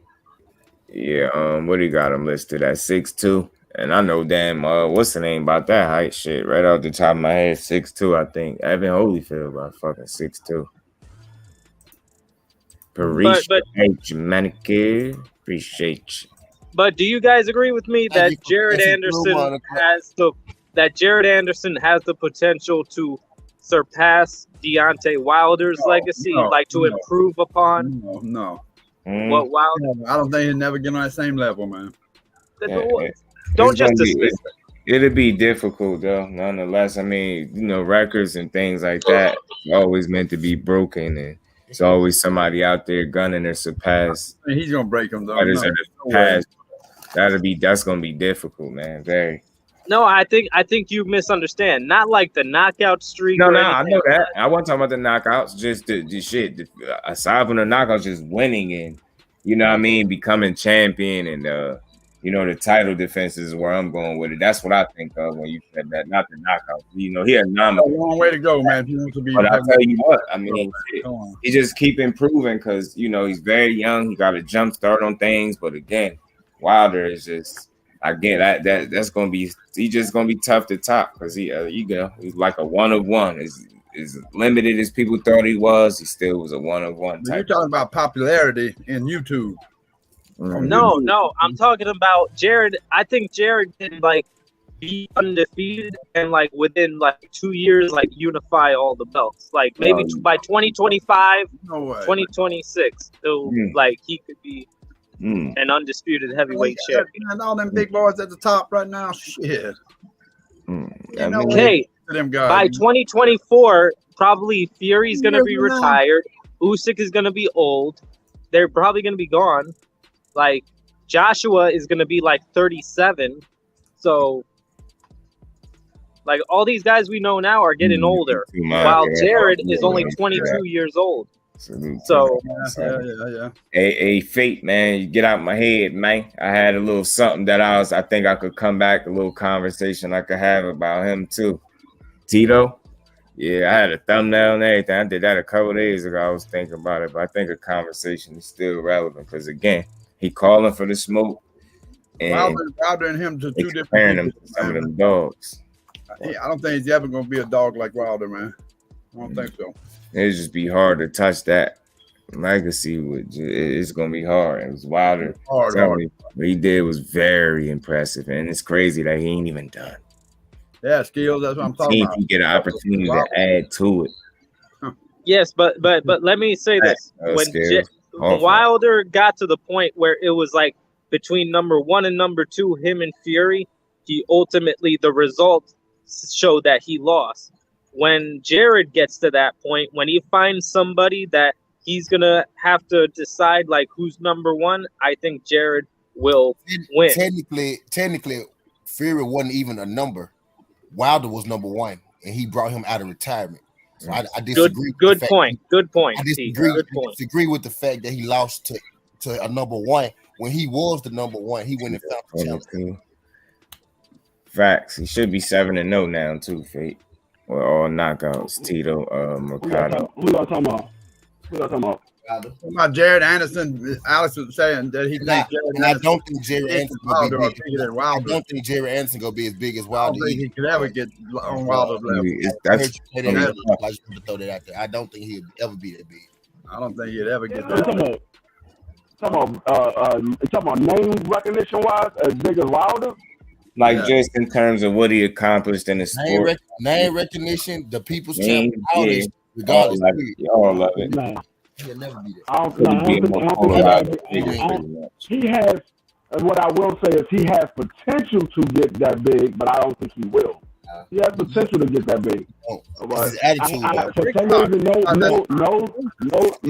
no strike to OTB, no strike to OTB or nothing. But it's something about those Ohio people. It's like when they get all that fame, they don't know how to handle it. He more so will be looked at like Broner than Wilder. It's not gonna be the same because of his attitude, like the way. Yeah. He'll never be Wilder. Wilder's special. He'll never be that. Yes, but Jared gonna be once Jared get to that big point, people probably go dislike him instead of like him, like we like Wilder. Because his attitude. I see what you're saying. He's young, man. He's only 22 years old. But everyone around Jared, he has the support of Shakur. He has the support of like Devin Haney. Those guys have. He sparred Shakur Stevenson recently, so Shakur says like his skills are off the charts. So like it seems like Shakur Stevenson, right? Do you think Shakur and Devin Haney will be as big as Wilder? Pun intended. Never explained. Well, okay. Facts. Never. No, I'm getting it. I have to see those guys from Ohio actually handle the fame. I don't think he'll be able to handle the fame until I see one of those guys do it. I'm always be skeptical of those guys getting real big like that. Like Adrien Broner, he was getting his name up there. Once he started getting the fame, that shit went to his head, and he started partying and doing all this stuff. I got to see one of those guys do it before I can say, all right, this guy can handle that. Oh yeah, what was his brother? Does anyone know what his brother was in prison for? Like who, Anderson? I don't know. Oh, you're talking about Anderson? Yeah, like yesterday, his ring walk. Change, come out the change. His brother just recently got locked up. So I don't know what he's locked up for. He just recently got locked up. That's why he came out with it. I'm gonna Google it, man, to find out. Yeah, they be mad at his ring walks and everything. Jared Anderson, I think he misunderstood early too. I really do. A lot of people didn't know what was the purpose of it. If you wasn't watching it on TV, you didn't know what the purpose of it was. It was to show respect to his brother because his brother just recently got locked up, and he wanted to dedicate the fight to his brother. Well, he dedicated his ring walk to his brother. But like, what was he like? Like, if you're dedicating the ring walk to your brother who got locked up, does that mean like he was locked up wrongly? Was he framed for something? I don't think it matters. No, I was about to say not necessarily wrong because when my brother got locked up for the shit that he was doing, I still wanted my brother out. Whether he was right or wrong, I want my brother out. Man, he had this motherfucker out here killing like 20,000 motherfuckers, then his ass deserved to be in jail. But Skills Big Baby beat Skills Big Baby beat the hell out. He could have got locked up for selling drugs. He could have got locked up for back child support. It could be anything he got locked up for. I'm almost certain it's not for murder because that probably would have been in the news that his brother just got locked up for murder. That should have been in the news.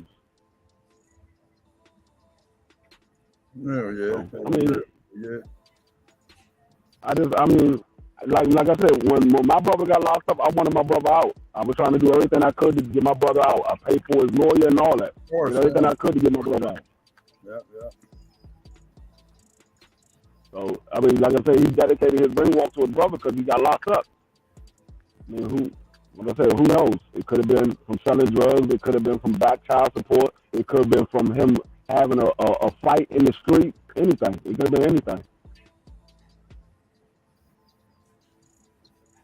Oh yeah, anything, man. I'm trying to find something on it. Tell them the shit. When it's a family member, unless it's a heinous crime, you want your people out of jail. Anytime you can get them out of jail, you want them out.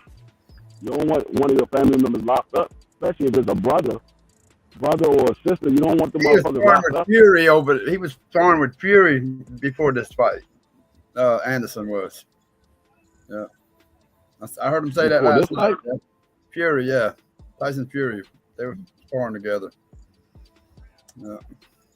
I know he sparred Fury for the Wilder fight. I don't know about for this fight. Yeah, this one right here. It says it right here. Yeah. Man, he couldn't. Where does it show it, Case Avoid?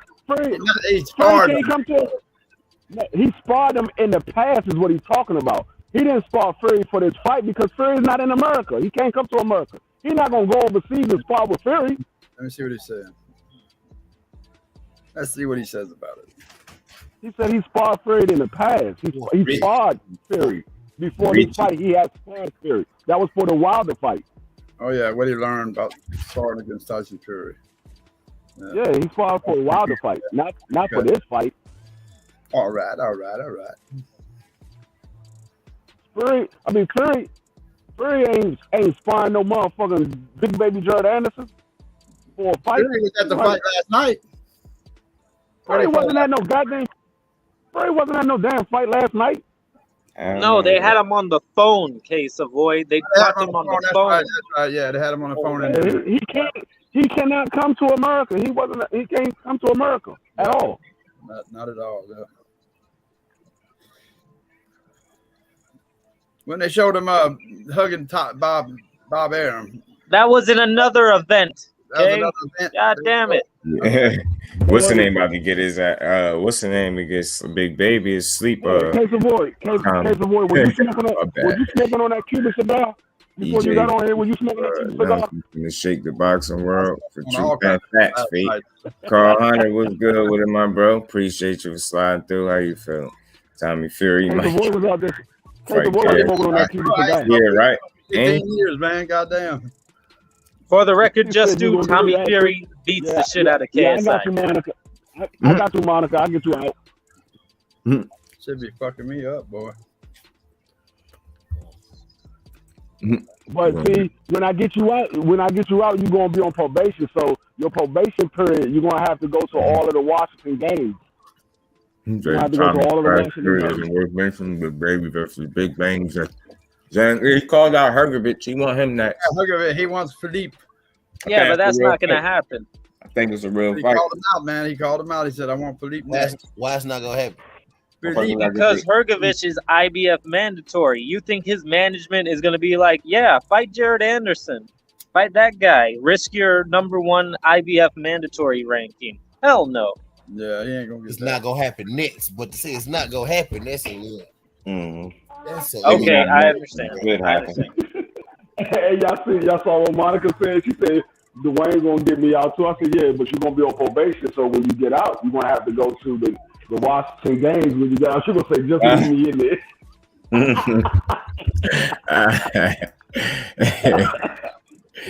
Just leave my ass body in there. flu, bro. Appreciate you sliding through, man. Damn it, man. All right, bro. He said, man, motherfucking fuck Tommy Fury. You heard me. Man, Skills for New Orleans. I would love for you to put on your KSI shirt. You gonna. Nah. He ain't got no KSI spirit. He putting on a Big Baby. He putting on a Big Baby Anderson for him. KSI is knocking Tommy Fury. KSI is knocking Tommy Fury the fuck out. Yeah, by closing his eyes and wailing his arms like he's always done. Who that? Yeah, okay. KSI is knocking Tommy the Fury the fuck out. They gonna fight too. Y'all watch KSI fight?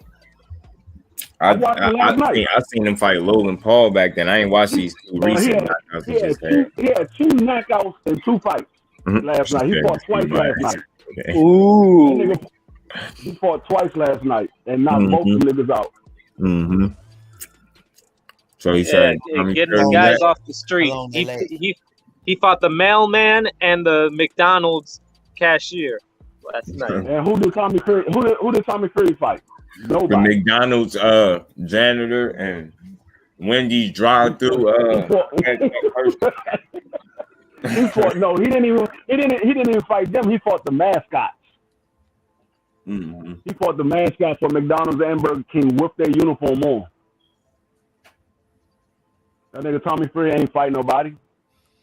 I don't know why you think Tommy Fury got such great boxing ability. That nigga is trash. Shit, Tommy Fury, man. Come on, man. That nigga is I'm not trash. saying that. When have I ever said Tommy Fury gonna be a world champion? I've never said that. I just say he beats all these YouTubers. Okay. No, he won't. No, he won't. He won't. He won't. Beat his ass. Like we don't even know KSI's real name. What the hell is a KSI? I don't care what his real name is. I know he had knocked Tammy out.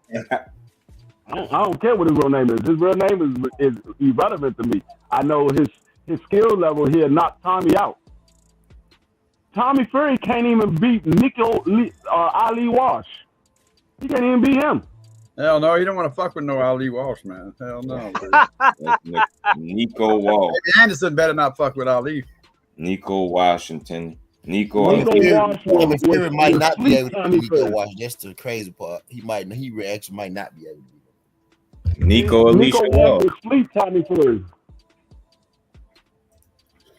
Oh, yeah. Yo, hey Carl, to answer your question, that Comey and Pedraza fight, it like honestly, I clicked off of it like after round 7. I wanted to ask y'all that. I'm glad you brought that up, Carl. What y'all fellas thought about that? Hey, I'm gonna be brutally honest about this fight.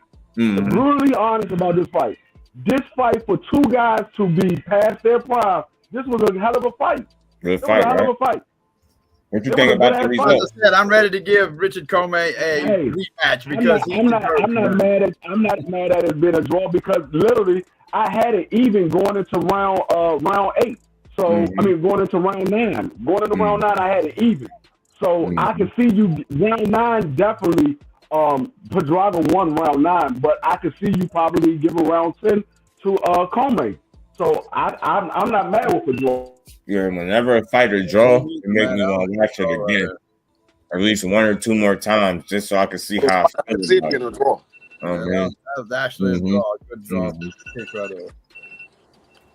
Them dudes came to fight for real. You know, Pedraza didn't have devastating power that Comey needed to worry about, and Comey didn't have a higher level of boxing skill. I think that Pedraza had to worry about. I think they kind of evened each other out, and that's what we've seen. I mean, even though Comey boxed, pretty good too. Though, don't get me wrong. I think he was able to box as good. He had, I ain't saying Pedraza can't punch, but you get what I'm saying. You ain't gotta worry about that bomb. Like you could be a little more comfortable. You could fight more like yourself in there, and I think that's what he was able to do. And Pedraza was being Pedraza, boxing and moving, picking his shots, making dude work. But it was a solid fight for sure. Yeah. Not a main event worthy type of fight. Dr. Mark, salute OG. Appreciate you for stopping. No, not a main event. Shit, no. JD, what's good with it, bro? The video is going. There's a video going around on Twitter of Eubank Jr. Eating a bucket of KFC, like 6 weeks from the fight. Is he gonna afford to gain the weight?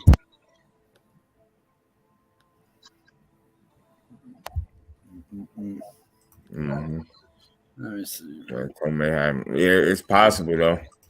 Happened at Easter. Ever since he got shot, I mean, I'm not, I haven't heard much from Robert Easter since that. But hopefully he recovered, and hopefully we see this dude back in the ring at some point. Nah, Carl, you good, bro? In this now. We're talking about a few things, man. You know what I'm saying? It started to be about AB. Which I know. Y'all know my motto. All boxing conversations on that. Don't care about no title. You can talk about whatever is, unless it's something that I really had to stay stuck on. But no lie, like he was wearing like this sweatsuit, like, and he's looking skinny. Like Eubank is starting to look. I think that's their funny way of showing us he could afford to eat like that because he got to put on pounds. Get what I'm saying? I think that's a weird flex, kind of. Eubank was flexing. KSI event. Eubank. Now, Eubank always in shape, bro. That's one thing about him. That dude always in shape. Rolling with the punches was good with it, bro. I'm sure you KFC. You try to flex with the weakest bucket of chicken, right? Yeah, I don't eat no KFC chicken just to be eating it, bro. I thought in the UK they had that Nando's, whatever. Like when Billy Joe. Remember when Deontay like chased the Billy Joe out the restaurant? He threw that chicken.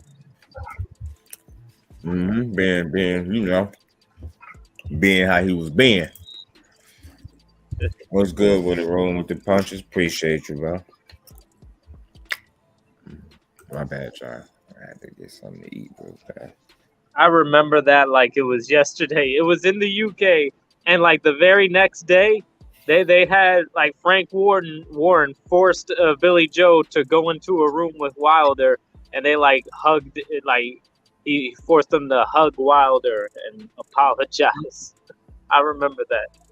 Because he knew either apologize or take a NyQuil nap. Your choice, goddammit. You want your fighter to have a melatonin movie playing while he sleep as he take that NyQuil nap, or you want to be peaceful. Yeah, they did piece it up, but that was, I don't know, I think Billy Joe was kind of trying to troll or something. That's like when you don't think before you do something, you do it, and it end up looking worse than what you initially thought it would. I was one of them. Motherfucker used to be talking shit all the time, Billy Joe, and we ain't heard a fucking thing from that dude since Canelo cracked his damn eye. Canelo broke that boy eye. Now he ain't cool with nobody. I don't want to kick it no more. Nothing. All that shit he was talking before, God.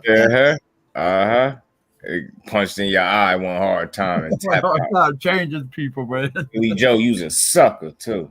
That just changes people, man. Get punched in the eye, man. Sucker. Get punched in your eye one good time. You don't fight no more. One fucking time. On my Cal Brook, nah, Billy Joe's a sucker. You know what I'm saying? Should have fought Canelo after that David Lemieux performance. That would have made more sense when you still was looking like yourself. You waited till you got bloated, fat, out of shape, and then gonna come try to fight somebody. Get on my damn nerves, fighters. You're not even looking like yourself defensively. You keep ducking down into the punch. Of course, Canelo caught onto it and broke your eye. You ran right into it. Stupid dude, yo. You could tell at the moment where where he was no longer confident. You could just see it. Went over there to that corner, start blinking. Hey, man, Canelo ruined that, man. I don't want to see him fight no more, no way. No, hell no, man. Fuck that shit. I was always mad ever since he beat Eubank when they fought. I was like, man, dang, I wanted Eubank. Eubank was coming on strong late too, man. He didn't have enough time, man. You know what I mean? Billy Joe hype, man. Boxing, but again, he was boxing better and he was different defensively than he was against Canelo. I couldn't believe, like, I can't explain it. I can't stress this enough. When a fighter don't do the shit they supposed to do, he leaning right into this man punches. Yeah, he caught. Lucky it took him 8 or 9 rounds to catch on to your dumb ass. Cracked you directly in your shit, boy, and we ain't seen you since.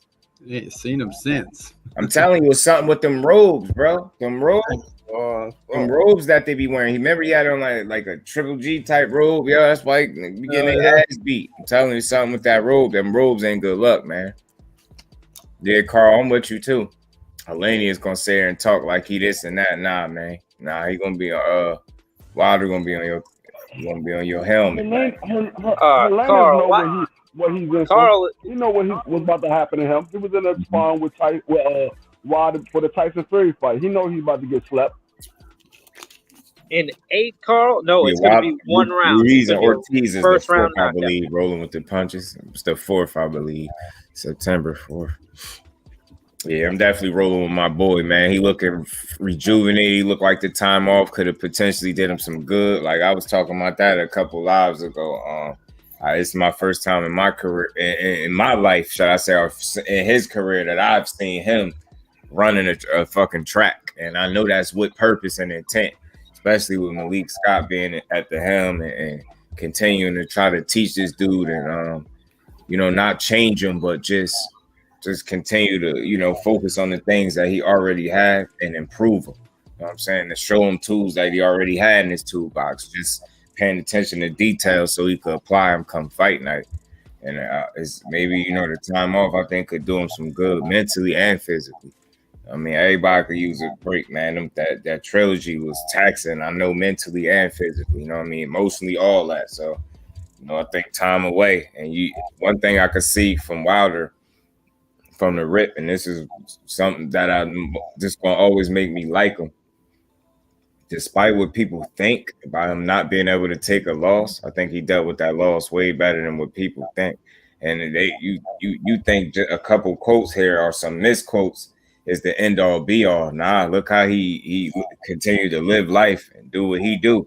Like, and you can't say he disappeared off social media because he still was on there the same amount that he normally be. He just never win, lose, or draw. You don't see him going super crazy all over social media anyway. You know what I'm saying? So the fact that he continued to live his life the way he been living it and be happy while doing it, that says a lot. The dude is happy. They thought that was going to break him.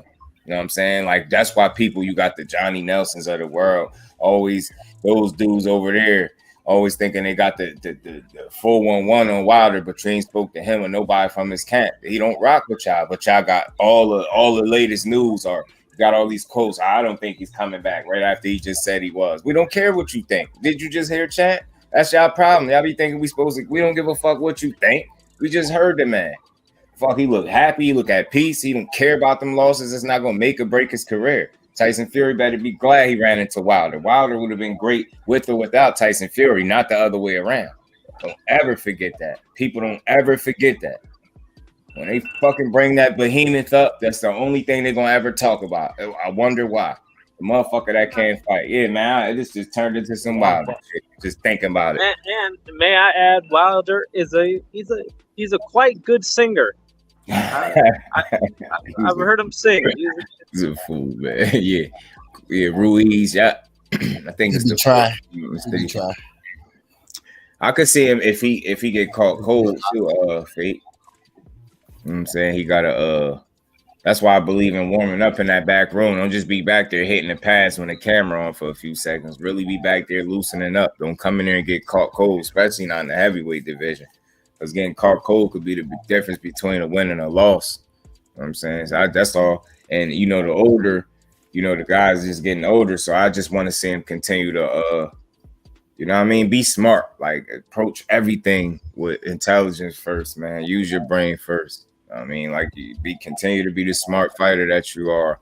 And don't let no Ruiz, no undisciplined ass Ruiz beat you. And I'm not rocking with Ruiz. The hell with him, matter of fact, while we on it. Everybody want to fight Wilder all the time when y'all got fights lined up. Shut up, man. If you sleepy, just hit Wilder DM. Better yet, man, just come on, jump on the live for like 10 seconds. Let me know. Just tell everybody you want to fight Wilder. I'm going to translate that over to the people. Say, yeah, I just heard him say he ready to go to sleep, right? He ready to take a nap. You know what I'm saying? I ain't rocking with Ruiz right now. Who ready to take a nap? Yeah. Ruiz. Oh, yeah. He been sleeping for a couple years now, though. Mm-hmm.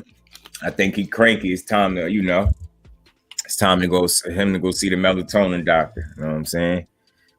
Lopez, 3PO tracksuit. Shit is. Hey! I forgot to tell y'all. I don't know if y'all saw the interview, but Andy Louise said he's going to finish his tattoo on the front part of his private area. Facts, bro. Connect. What'd you say? It's going to connect from where it stopped at on his ass and go all the way under and connect on the front part. Mm-hmm. To Andy Reid, he might well just go. To Andy Reid, he might well just go and get titties too.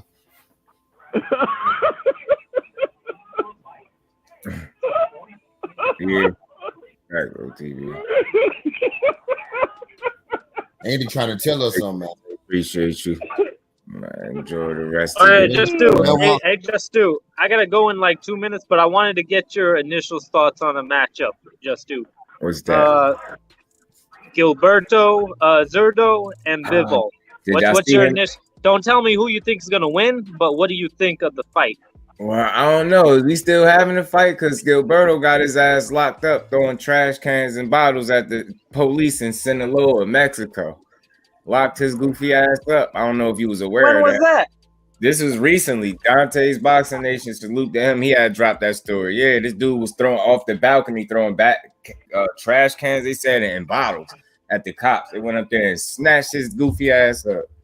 That's what happened when you. That's what happened when you got the fight, where you know yo. And I'm telling you, you hitting on it, bro. I will not put that. I ain't want to put that on him, but what in the world? Like, you know what you got going on. Why throwing bottles and trash at the car? Who you think you're a vigilante now? God damn, bro. Like, what you want? Yeah, all right. They snatched his ass up, man. It came deep too. Snatched his ass up. I don't know what he was on. He could just do that. He said it's a good fight. Certain things happen. What's that one? OTV? You got some film breakdown for us, bro? He was like, damn, I really gotta fight Bivol. Mm-hmm. Let me go. Said, you know what? Take this trash can. Let me go fuck it up, so nobody won't see me get exposed. I need an explanation. Bivol probably end up sleeping his ass. I need an explanation though, D-Free. Like, T got a point, bro. Like, did you try to find your way out the fight? Because why would you be throwing stuff off the balcony? Come on, like, ain't nothing you could tell me that was like just gonna make sense. So if you don't come out and speak, I'm just gonna run with the fact that look like you trying to find your way up out of here, man. Soon as you gotta fight somebody that really want to fight, gonna really fight you back. Don't do that, because I have faith in Zordo, man. I don't know what he got going on. Y'all see what they did for Chapo's. He connected Ashley's corner, salute, sis. Should never gave his ass money. No, that wasn't Bivol. OTV, that wasn't Bivol. That was Eddie Hearn. Eddie Hearn petitioned because he wanted Bivol to fight Buatsi. Hands at the cops, and he came up there and snatched his goofy ass about that room. He might be vigilante Ramirez out this motherfucker. Zordo playing too close to that nickname, whatever the fuck that's. It's close to Zorro to me. I don't know what you want. Zordo, whatever, bro. You was tripping. He was tripping. Try to find your way out that fight. Don't do that, bro. You gotta give us this one. You owe us this one. We done gave you 40-something odd fights. You know what I'm saying? Just beating up who you 44. There you go, Alex. You know what I mean? 44. You know what I mean? Come on now. You gotta give us one. That's why people be forgetting about Zordo, because I don't feel like he be challenging himself, and it's weird because I think he actually can fight. Now, I just want to see the level in which he can fight. That's what I really want to see. And I think Bivol is going to show that. And I know he know it. If I know it sitting at home, I know his ass know it. No, Bivol ain't coming to play with you. It's a disciplined dude. He's going to come to fight. And I got more faith in him as a fighter at the same way he fought Canelo. The way. Now here's a question. If Bivol beats Ramirez, is he a candidate for Fighter of the Year this year? I think you should be. Most definitely you should be. Yeah, I'm with T on that one. Mm-hmm. Yeah, that's a possibility. Yeah, he beat Canelo and then he beat Zorro. I could see him being Fighter of the Year. Even him or Devin Haney. Be big Mexico the same year. They're saying something. Even better BF, that'd be better BF just be punching so hard, yo. That's like a bear with gloves. I keep saying that. That shit ain't fair, yo. Like, he just anybody that get their shit split. And I'm gonna say this: I got a little ass cut one time in a fight, yo, and I swear I'm so glad I ended that fight early. Because I don't know what it was, but I had a little ass cut. How lightheaded I got, I don't know if it had something to do with it. I don't know what the fuck it was, but I was glad that fight was over. I'm like, man, I would have got my ass whooped. I mean, just to see any man that get their face cut like that and proceed to fight harder, something wrong with him, man. He ain't right. Bivol ain't right. He out here Did y'all see that training video? I had deleted it. I had posted it short up, man. You see his training video. Who the fuck does what he was doing? I ain't never seen nobody do that shit he was doing. Or training like he in the fucking military. He trained like he his fingers strong. Like, you get what I'm saying? His fingers is strong. Like, that dude a little different, man. I don't know. Beagle, he I've seen him get a little shooken up too, man. He had to be careful, man. He had to box a perfect fight damn near, yo. Appreciate you, Five. Appreciate you. I know how that be. Baby dude was on my ass. I be muting up. He be on my ass every morning. I hear it from the people. Oh yeah. Feel me, Carl? But yeah, right now, like the two. If I had to pick a, he wins Zordo Fighter of the Year. Yeah. If I had to pick a top 2 for Fighter of the Year, it would be either. What's good? It would be either Bivol if he beats Zurdo, or Errol if he beats Crawford. See, chat, man, you was cool for the first, but when you do that, that shows that's weird energy. Like we not comparing. No, it wasn't. I'm talking about what he actually did right now. We're not talking about none of this stuff right here. We all aware of that stuff, and it's like irrelevant to the conversation because they didn't do talking about. So it's like when you make comparisons like that, just look at what you're saying and just look at how you put it, and just think about that for a second. Yeah, you know what I'm saying? We know about that, but we talking about Zordo. There's no excuse. Right. He's a what? He was a world champion. I don't think he got don't got no belt no more, do we? No, he doesn't have a belt. Zurdo doesn't have. You don't see us in this bitch talking about Chris Benoit and shit, do it.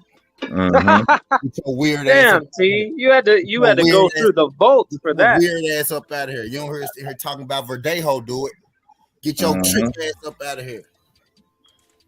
Yeah, that's just like you can't come in just firing off at the people like that. Like if it was relevant, then I could understand. But this wasn't an attack on Zordo. It's just telling what he did. He really ain't no excuse, intoxicated or not. He's a damn grown ass man with a big fight, biggest fight of his career coming up, and you throwing trash cans and bottles at cops like a damn vigilante. You know what I'm saying? Who you think you are?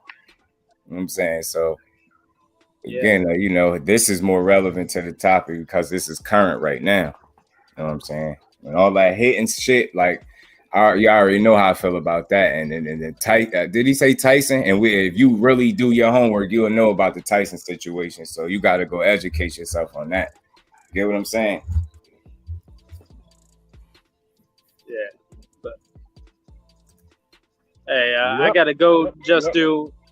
I'm really interested in this Fighter of the Year conversation. It's going to be really interesting at the end of the year who we're going to put as our Fighter of the Year. It's going to be interesting.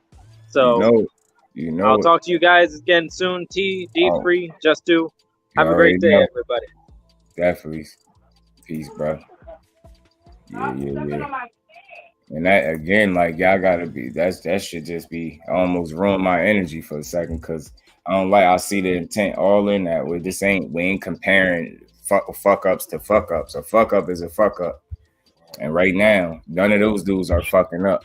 He is. Tyson got his shit together. He doing better than he ever was. Tank keeping his name out the papers for all the wrong reasons. And he been doing so for a while. I mean, Shakur, same deal with him. Everybody is entitled to their mistakes, but you don't see them throwing bottles and shit at cops. You know what I'm saying? Before fights. You know what I'm saying? One could question your intent. Being intoxicated before a big fight ain't smart either. I mean, your ass need to be training. If you're getting in there with a real disciplined fighter that's coming to beat your ass, whether you believe it or not. They don't care how many wins you got. Beagle coming to fuck you up. Just seeing what he did to do with 60 wins. So I don't care how many wins he got. Beagle coming to win that motherfucker. Stay off my face. Oh, yeah? Yeah, Teddy, these dudes be weird, bro. Super weird. Yeah, man. Yeah, man. Yeah, but so it's gonna be interesting. Like I ain't saying he's gonna be locked up forever, but that's a situation to put yourself in before a fight. Get what I'm saying? Damn, they came and snatched his ass right up. You throwing off a balcony? Like, bro, you gotta be smarter than that. Drunk and doing that for what? And look where you at, though. Sinaloa ain't playing out there. It's 2 containers of pasta salad in there. I can have it for It's not playing out there, man. You got to be smarter than that. Like, the biggest fight of his career coming up. You can ill afford to have anything happen that's gonna stop you from getting that opportunity that you work for, that you'll be claiming you work for. That's because he ain't want that opportunity. That nigga wanted to sit his ass at home and fight somebody else. Mm-hmm. Like, I didn't fuck around and get it again. So I was ready, but I wasn't ready for that fight. I was ready for another fight. Mm-hmm.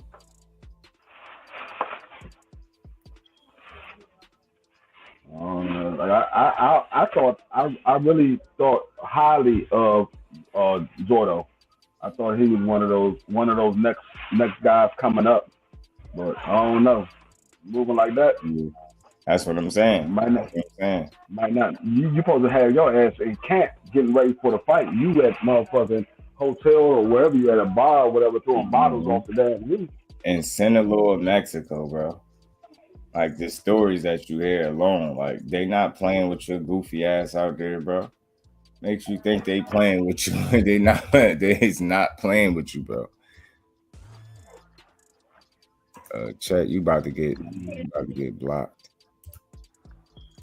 And I don't even come like that, but you are.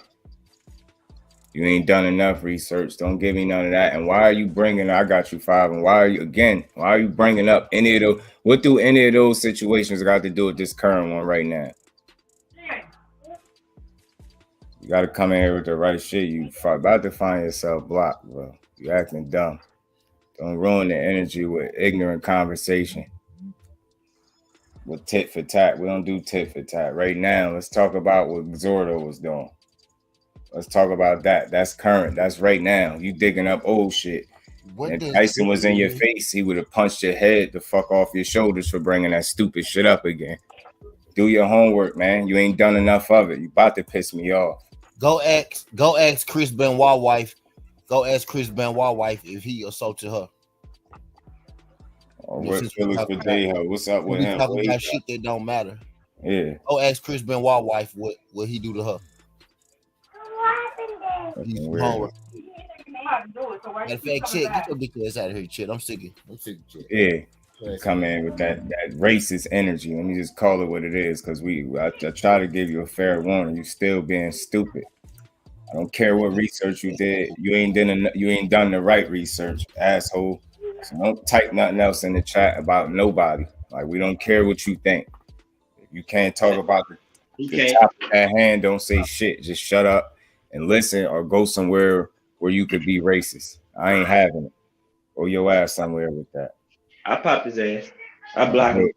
Weird ass out of here. As soon as he said something, y'all don't even worry about it. Y'all was up here cooking with kids. I seen that shit come through. Smack. Macaulay Culkin looking motherfucker. Like, come on, man. Ass out of here. Lost New York. He was getting on us about, because we were talking about Jordo. Yeah. Right. And we ain't even harp on this. We didn't even harp on this shit. Yeah, right. But my whole thing is, why would you get mad at us? You should be getting mad at his ass. He the one that did the dumb shit. We ain't do it. He wasn't even mad. He just felt like, oh, they talking about these fighters. Let me talk about some of their black fighters. That was his whole agenda. Okay, y'all want to talk about these fighters. So I'm going to talk about the black fighters that got caught up in something. And I'm gonna tag them all one by one. You know what I'm saying? Simultaneous. That's what that was. Like, nigga, get up out of here. As soon as I seen it, I'm in the middle of shaving my head. I seen that come through.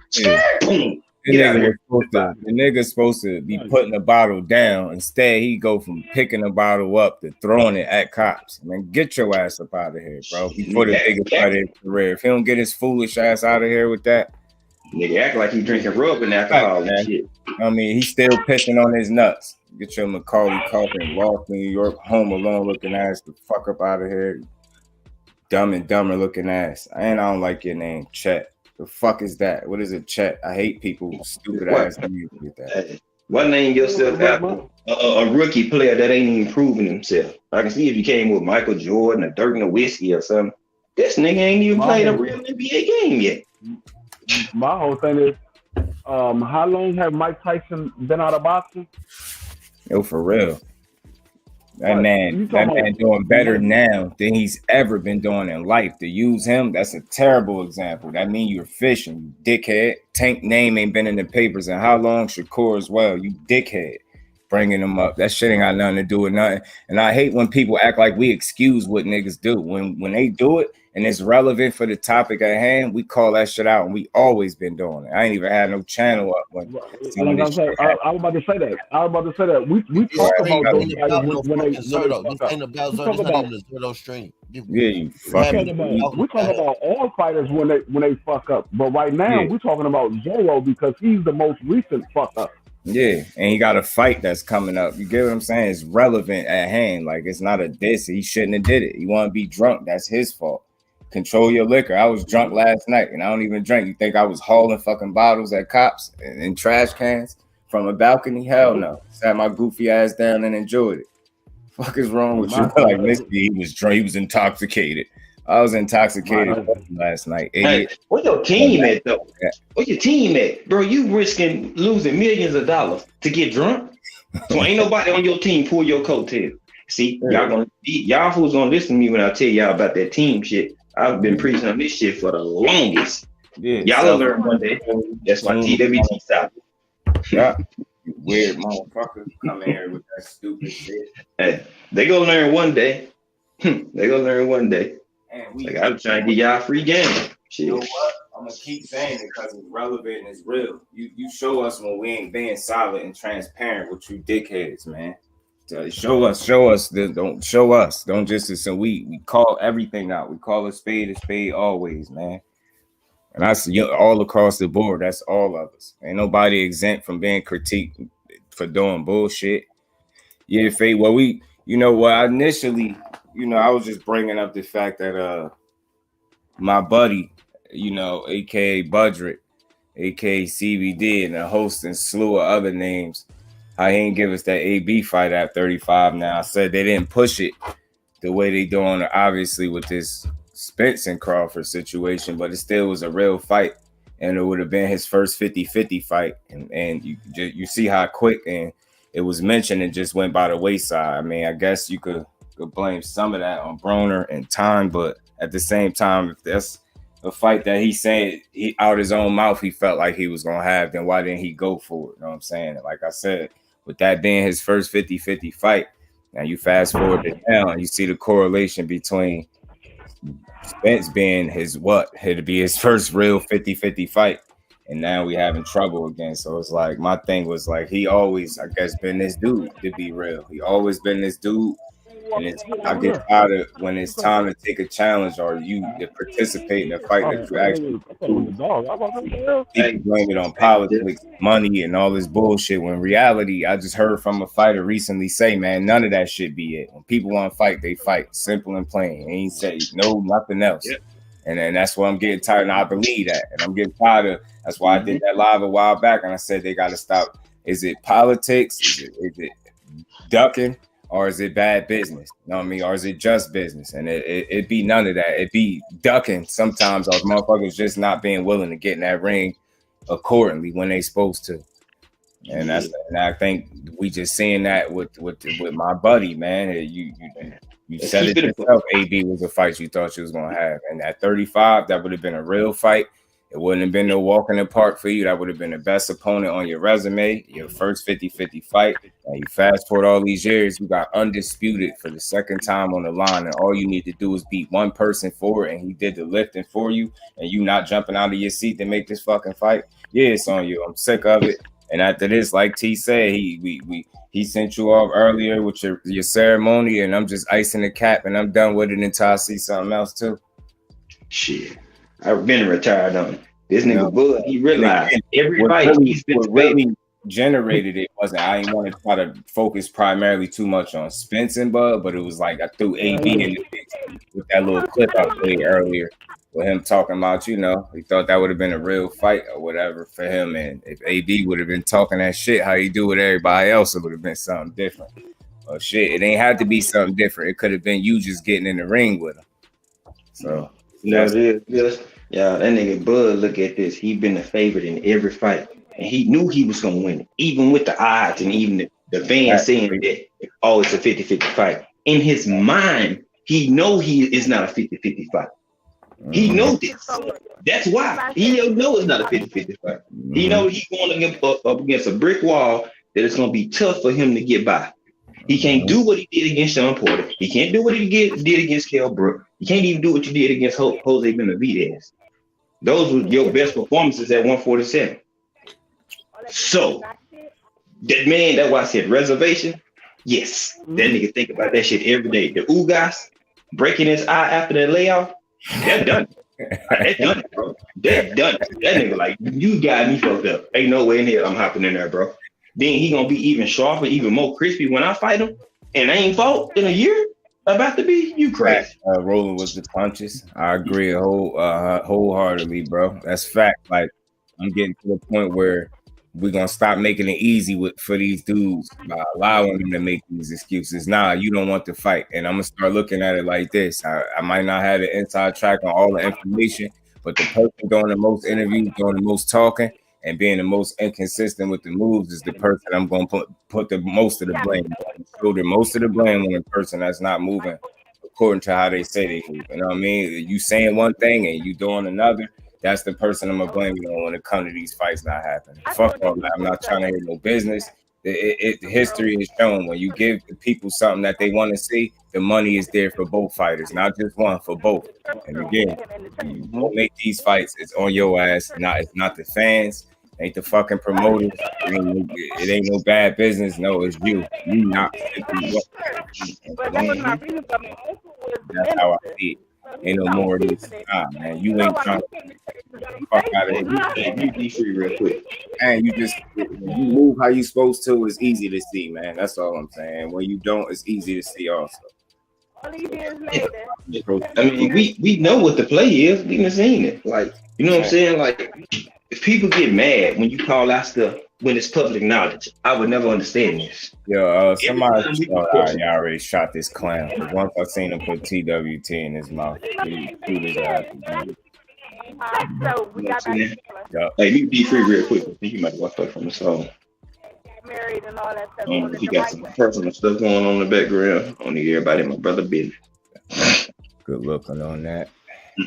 Punches, and that's all it is. We just want to hold the fighters accountable, and we just want to see the fights. Like, again, all this mystery and mystique. Like, what the fuck is we doing? Playing the lottery? Like, bro, we need, like, aside from your announcements that y'all got to keep close to the nest, and we understand that. But other than that, all the in between, all the misdirection, all the misleading of us, for y'all little financial gains or whatever, for y'all to be promoted, I'll start calling you motherfuckers out, man. Big or platform. You can use the lottery, fam. Because at least when nigga play the lottery, even if they don't win, they tell you they playing the lottery. Appreciate your ass, weird ass. Keep coming. They tell you. They'll tell you they playing the lottery, bro. Mm-hmm. You know for a fact they playing the lottery. They'll show you they scratch off. I almost won it. At least they risking taking a chance. He won't even go get a scratch off. Yeah, like that. You know what I'm saying? Facts rolling with the punch. That's what it's like. It's like, bro, we should have to keep guessing who y'all fighting. Fight the people that it makes sense to fight. What the fuck is all? It's not that I don't know if that's like a sales pitch or a trick that like that's not having a real effect. You at the end of the day, I feel like history shows when you give the fucking people a product that they want to consume, the money is gonna be there for both fighters and y'all as well as the networks. The money will be there along with the illegal streaming that's gonna go on. But the money will still be there, man. You just can't say it won't. So again, and they do a lot of blaming. Like that's what it is in boxing. Everybody pointing fingers. They don't blame the fans for the streams. Blame y'all never heard no promoters or nobody say, yo, we put on a shitty card. Like where that's at, because that's just a real thing sometimes. And that's no disrespect to the fighters that be on the card. But when you layer a card a certain way or you make it only top heavy, And you're not doing your company a real service. Like, you're doing a disservice to boxing. Whatever happened to giving us a great main event with some warm-up joints that's fire, like, or a dope-ass undercard. You get what I'm saying? Solid all the way through, that's layered. Like, forget one of the cards that was like that some years back. Like, it's like they got away from that, and the cards be too top-heavy. And then sometimes the main event don't be seeming like it's deserving of being a main event, but one of the earlier fighters seemed like it should have been. They need to do a better job at that.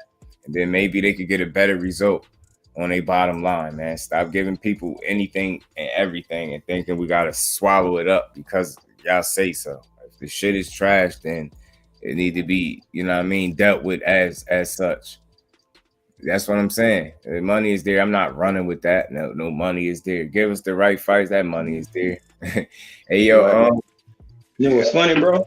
I got another live that I might be coming back with because I ain't gonna mix it in this one, but I got something for Tito because I had a thumbnail and everything. I just seen a little post that, made me be able to, talk about him. We could do some resume checking and shit like that, even though he should be only 7-0 with 7 knockouts right now.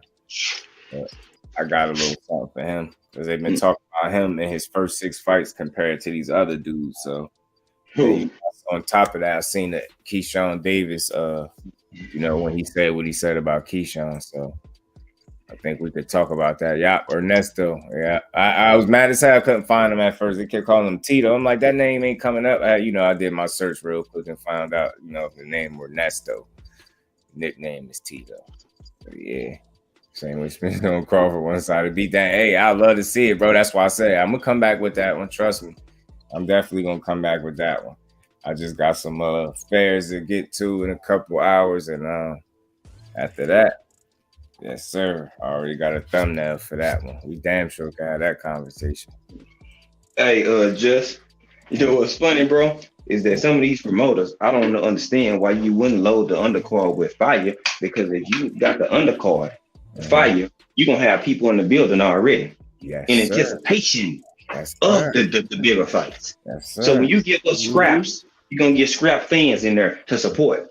Then just think about it, if they put Frank Martin versus Keyshawn Davis, Big Shot versus Big Baby, you know what I'm saying, on an undercard, and say we get Spence, put Thurman and Bean or something. You know what I'm saying? Like, bro, you can load it up and have it so fire where they like, bro, I'm going at the beginning when the fight card start, and I'm staying to the end.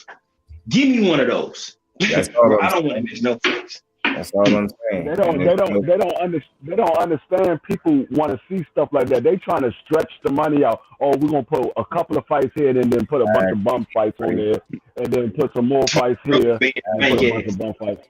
Let me just stretch it out. You can maximize your dollar by making the whole card fire, and not only can you make that a pay-per-view fight that niggas will buy, but you can raise the price on the pay-per-view, and you can raise the price on the daggone ticket sales, because niggas gonna pay when they see a card like that. Niggas gonna pay to see that. That'd be a fire fight right there, Ashley. I swear it will. I ain't never think about that one because they both over there at top rank. But then again, top rank fighters fight top rank fighters, don't they? Ain't that how they move? Don't they? I ain't saying they're gonna put them in there this early. I'm not sure, but ain't that's usually who they match their guys up with? They do. Tiger Johnson a little bit too big for Keyshawn Davis, but that will be a good fight. I think Tiger Johnson would beat Keyshawn Davis though. Kelvin Davis, the brother. Oh, Kelvin Davis. Tiger. Yeah, Kelvin Davis. He got some fight on. He's solid. I think Tiger Johnson would beat Kelvin Davis. I think right now, yeah, Keyshawn isn't that good in my opinion. He all right. Ash. Ash, thank you, Ash. Man, I wish I could drop a bomb for you right now on Just Shit right now. I've been saying that. I'm like, he's good. Y'all don't put him there yet. It's holes in this game I can identify very evidently. He needs to work on his defense. He uses athleticism too much. But I think that's a Terence Crawford Bomac count thing. We did have a period where they looked like the undercards. They was like leveling the cards out a lot more even. They just wasn't as top heavy as they've been as of late. Like be way too top heavy, and then it'd be arguable that the co-main should have been the main type deal. And I know I ain't the only one that been feeling like that. Sometimes, not in every case, but it's been happening. It's like it was a small point in time. It felt like where they wasn't doing that, where it was leveling these cars out a lot better, making them more even, giving you some action all the way through, whether you getting knockouts or not, but they still solid. You know what I mean? You getting to see the right people at the right time.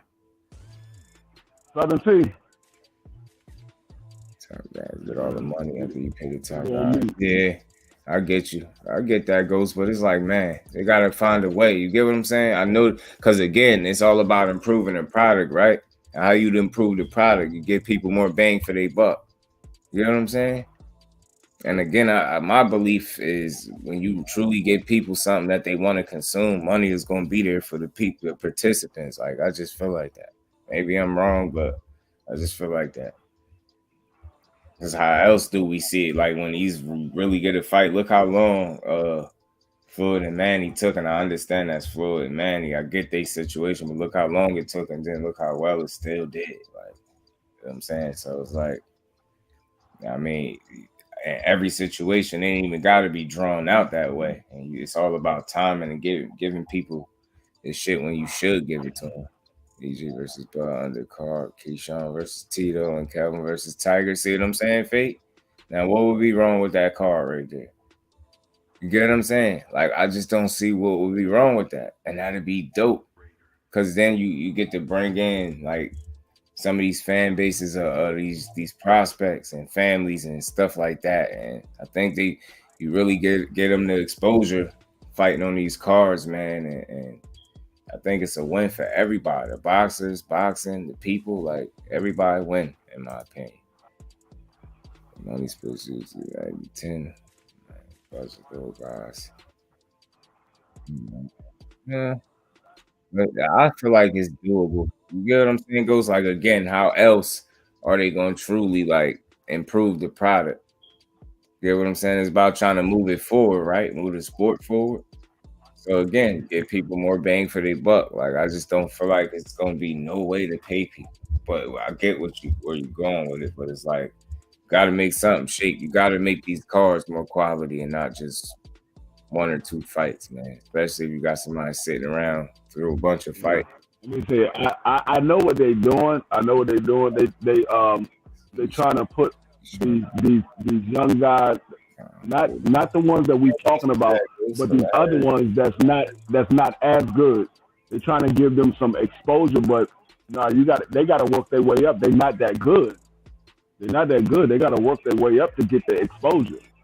You just putting anybody on the daggone TV screen, niggas ain't working that hard. They're like, shit, I'm gonna be on TV anyway. I'm gonna get some decent fights and get paid decent money.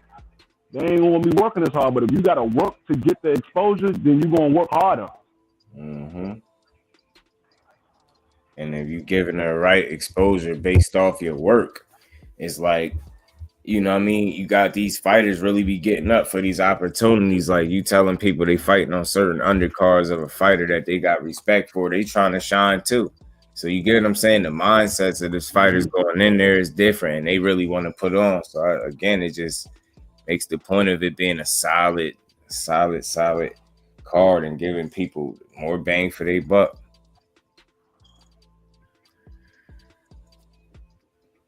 Oh boy, man, that's my opinion. I can get him out of here. I ain't even going there with y'all people today. Y'all, something wrong with y'all, man. I guess probably the same dude that was just in here. Bro, finally ignore you. That right there. Like, how you talking about he a bad provider and she trying to out him? You make that make sense, bro. She shitted on him publicly. But I guess don't nobody remember that though. How about you take your push pop built ass on? Go home, nigga. Go get your thumbs out your ass. There we go. Hey, I physically blocked him from the shit, so he shouldn't be back. Oh, that's cool. Hey, I just saw something come across my Twitter page from Zordo. He said Zordo expects to get all the titles, first Bivol, then Arthur Patervala. How the hell you gonna do that? Your ass getting locked the fuck up. Tell him that. Tell him that. What Jordo? Yeah, that's what just came across my Twitter page. That's what I was talking about earlier. I guess that's what got dude that keep creating the fake profiles, panties in the bunch. That Zordo was helling. Motherfucker, instead of putting a bottle down before a fight, he got drunk and held bottles at cops, bottles and trash cans. Fucking idiot. And now you mad. Like, that whole ass out of it. Where they was at? When is that fight? Sinaloa, Mexico. Sinaloa. I think that's what Narcos at. You know what I'm saying? He out there. Come on, bro. Y'all better do your homework, bro. You end up in a look. Sinaloa to Jalisco. When is that Gordo Bibble fight set up for? Unless you do something serious. You see what I'm saying, Ghost? And they say he's throwing bottles and trash cans at the cops. Like, come on, bro. Don't be mad at me. Be mad at Zordo. Go ask him why he did it. You connected, right? Fucking troll. These are weirdos, bro. That's why I'm telling you. they cuffed his ass and brought him down. Looked like they sent the people for his ass. Yeah, Fate. Just recently. I just seen this earlier, like, a couple hours before I got on here. I seen it reported. Yep, he got in trouble. He got arrested for throwing bottles and trash cans at cops from a balcony. And I guess he was intoxicated. No one gets arrested in that place. He got arrested unless you do something serious. And chopper controls that connect dots. You don't want to be locked up in no daggone Mexican jail. Them motherfuckers is brutal. He out here tripping, Zordo. Before the biggest fight of your career, bro. You wilding like that. You go in jail in Mexico and not make it out. Like, what you doing, bro? Are you you know what I'm saying? What you on though right now? What you doing? You don't deserve that Beaver fight. You dumbass. That's you know what I'm saying. And you get what I'm saying? It's like, is he trying to find his way out of it, Fate? All the way, Demetrius Andre versus Zach Parker's done deal happened at the end of this year for the WBO 168-pound interim belt.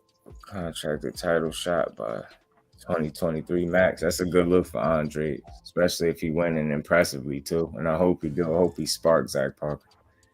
You got drunk. Why would you be on the balcony or rooftop any damn way?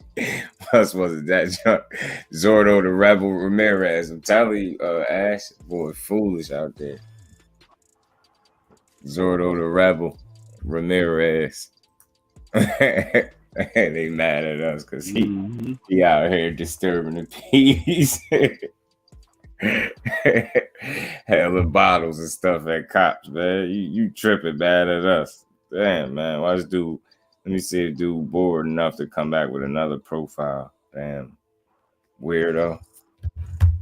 Never in my life sit up and make fake profiles. It's just to talk shit about a certain race of people. Like, you gotta be kidding me, man. You rather get arrested than to get that BB. That's what look, Fate. Hey, man, like, what's his deal? Like, he better get his mind right before he go up in there. I'm telling you. So the last time, it goes. I'm we rock with Team Andre over this side. You know what I'm saying? I know I do. Just hope he take advantage of his opportunity. Beat that boy ass. Matter of fact, don't take nothing easy on him. Whoop his ass. Beat his ass. Trying to get out of that fight. He really I'm just saying, bro. I'm just saying, like, your actions will tell a whole lot about a person. Like, is this just a one-off? And I ain't saying you're supposed to continue to get in trouble, but the timing of it is weird. Like, you have to know what you're doing. Nobody does that without knowing what they're doing. You're a grown man. You knew what you was doing, bro.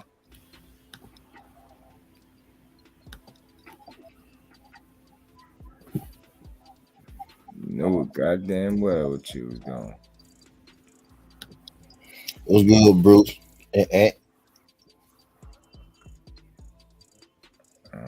Hold on. There you go. He do kind of enough fight before Zordo really wanted. It's just Oscar was cocaine is expensive drug. Someone got to pay for that. Oscar Pepper, that golden boy, you a fool, man. Zordo better get his ass in that ring with Bevo. I tell you that. I don't care how drunk he been getting lately. Ain't nobody trying to hear that. Biggest fight of your career. You really about to throw it down the drain, bro. Nah. Get your ass in there and fight Dimitri. You don't want to get in there with Dimitri. Zordo has a fake persona, and that's something that I question too. Like, is all this time has you been you get what I'm saying? To the drunk dance in the ring, Oscar's going by whatever that brings home.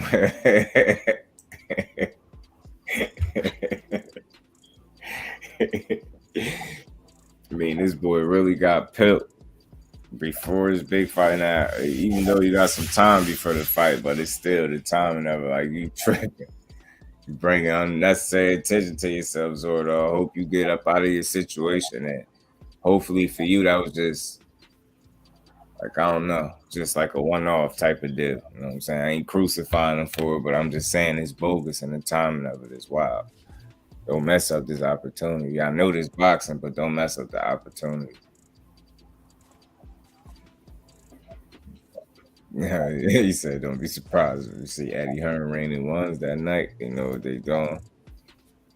Telling you something, that's just fishy. It's like, damn, what was you drinking, bro? What they had you drinking? That had you just said, all right, F it, vigilante, I'm going out like this. Like, hauled his ass down to the station somewhere with that stupid shit. And what's good with it, bro? Appreciate you, Slide. Good like you. Hey, T, Southern T. Huh? You watching this daggone Jets, New York Giants game?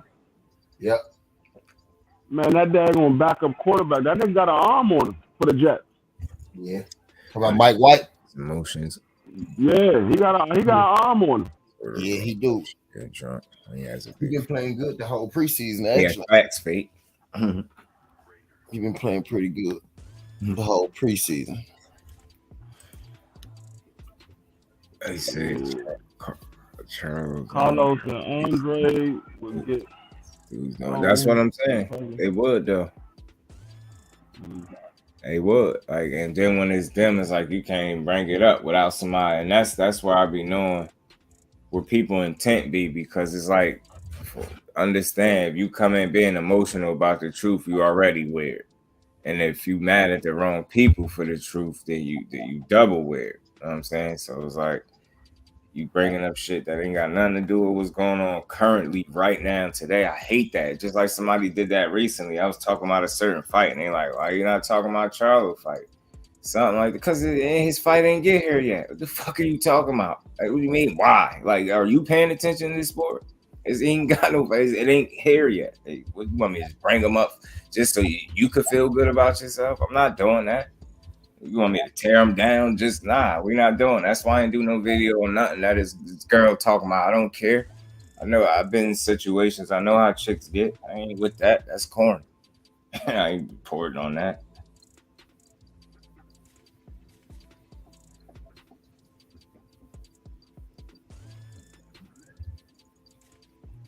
It's really be in their feelings, boy. Like, get your sensitive ass out of here.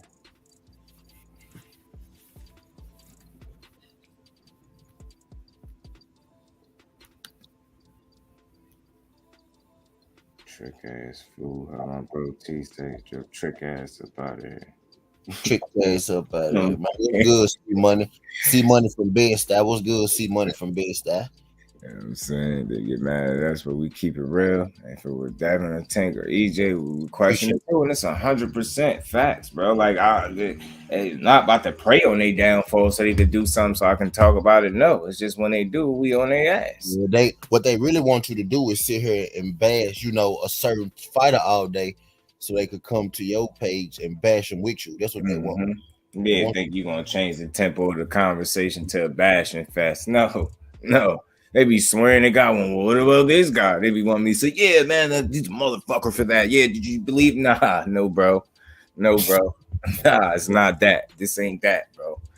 I just think Demetrius Andre does not want to fight Janabek. And could we start calling out Janabek for ducking? I don't think Janabek ducked. From this channel, but I've heard. Yeah. I don't think Janabek ducked, but I don't think Demetrius Andre ducked either. I just don't see it. And my reasoning for it is I just don't have enough evidence that I can see for myself. And it's like the Zach Parker fight was already supposed to happen and this shit. And it's you get what I'm saying? If he dropped one belt, he get another one, and he not ducking no dude with 12 fights. That's my thought process on it. Like, I ain't gonna just turn into that's the debate. That's the debate that Knockout is having on Thursday with Bole. Mm-hmm. Knockout believed that Bubu Andrade did duck him. I just Knockout believe he did that. Yeah, I don't like I said, reason I don't believe so, because it's like, first of all, you ain't ducking no dude with 12 fights, and you already had some shit lined up, and y'all just revisited that situation. It ain't like you dropped your belt and going to just like not fight for nothing. Like you dropped the belt and going to fight for another one to position yourself for something even bigger down the line. So you gotta put everything in perspective, like before you could call him a duck. Now maybe Knockout's a smart motherfucker, so maybe he could paint a picture. See what Knockout, Knockout looking at the way Knockout looking at it the same way I'm looking at it. I'm like, why did you drop the belt? You didn't have to drop the belt to fight Zach Parker. You didn't have to drop the belt until they make Janabek a mandatory. Janabek is not a mandatory. Mm-hmm. Janabek is not a mandatory. That's a volunteer fight. They didn't mandate Janabek.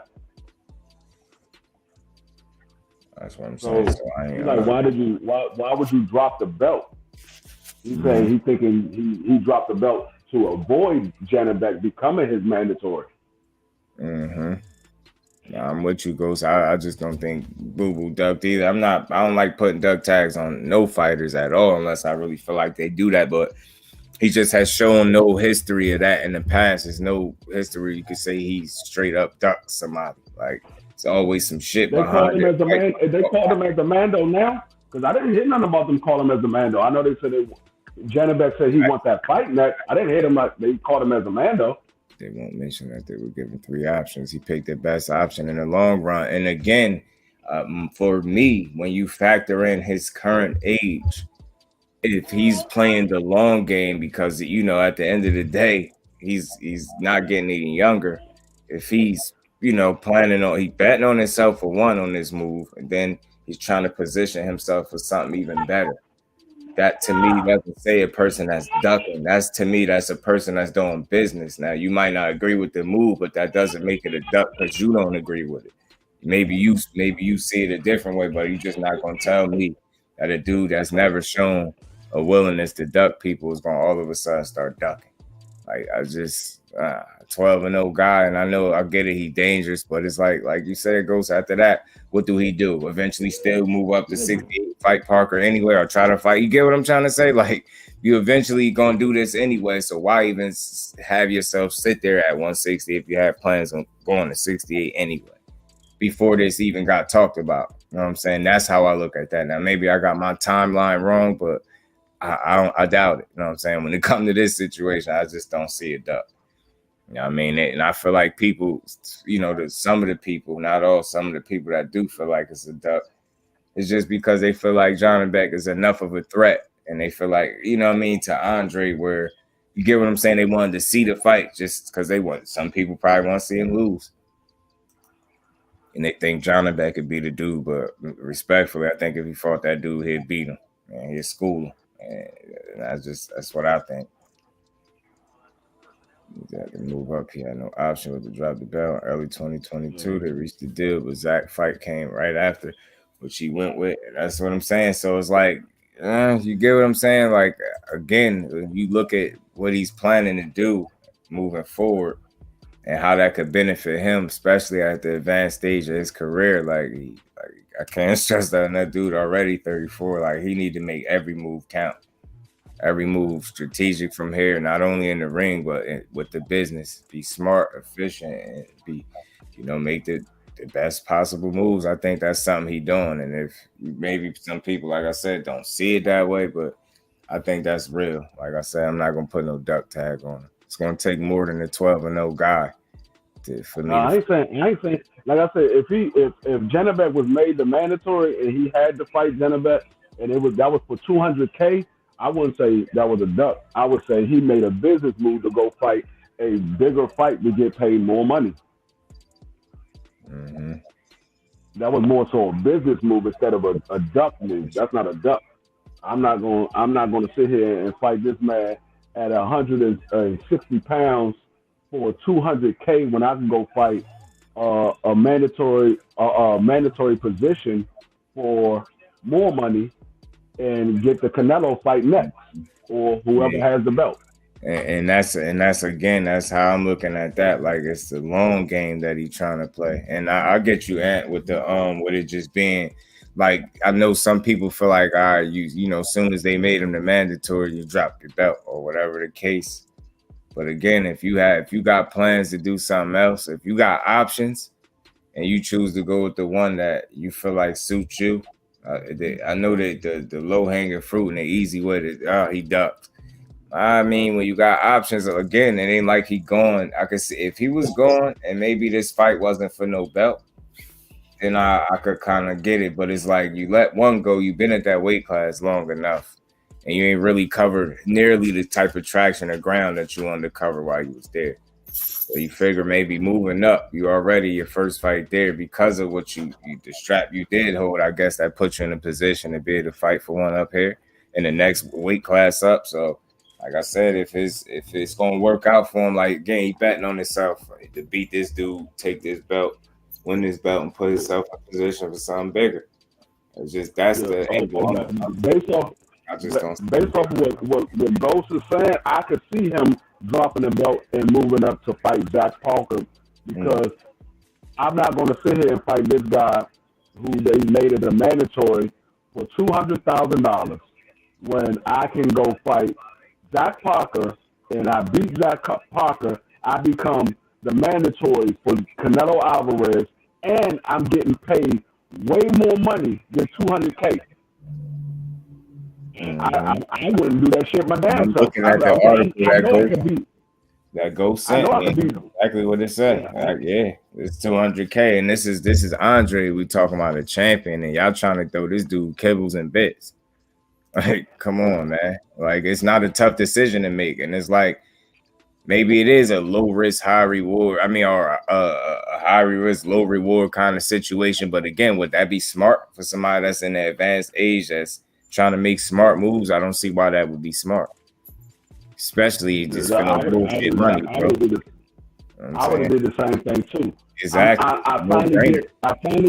I get put in position to fight the nigga that I've been trying to fight for the longest time, and now I'm in.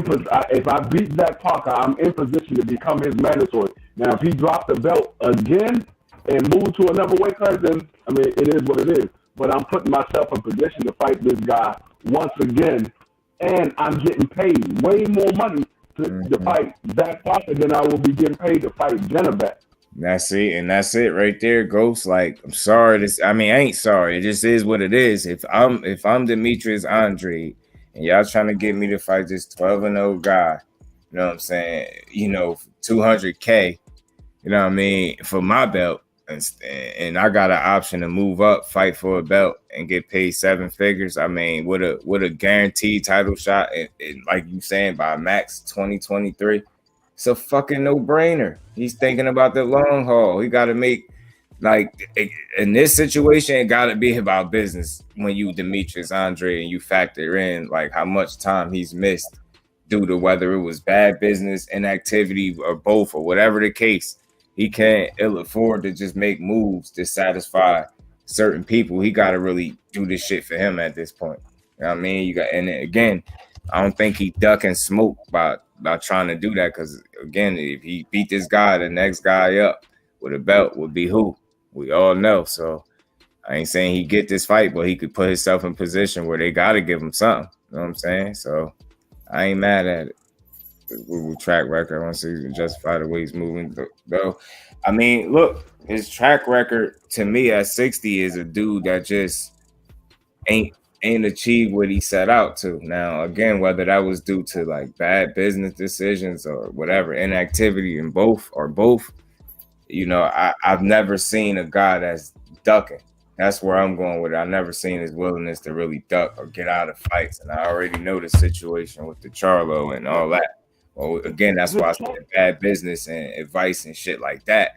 He ended up getting left out to dry in that situation. But if you look at his track record at 160, he called out Jamal Charlo. He called out Canelo Alvarez. They didn't put them. They didn't take those fights, and he only could take the fights that Eddie Hearn was putting him in. But he was asking for the Jamal Charlo and the Canelo Alvarez fight. It wasn't. You might be confusing him at 154 when he had the chance to fight Jamel and he didn't take that opportunity. But at 160, he wasn't moving funny at 160. He was trying to get those big fights. Those guys wasn't fighting him. For whatever reason, they wasn't fighting him. Motherfuckers gonna be wanting to get in there.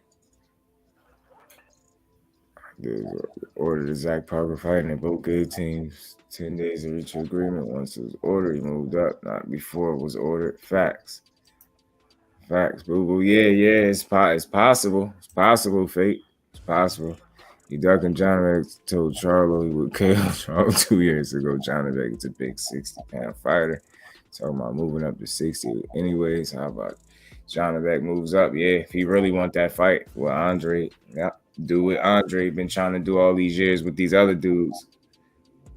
That's me, T&D free up here with me. But yeah, man, that's where I'm going with it again. Like, I just didn't see a willingness for this dude to be ducking people. Like, now his business moves hasn't been the best, and the results, you know what I'm saying? I think his intent was one thing.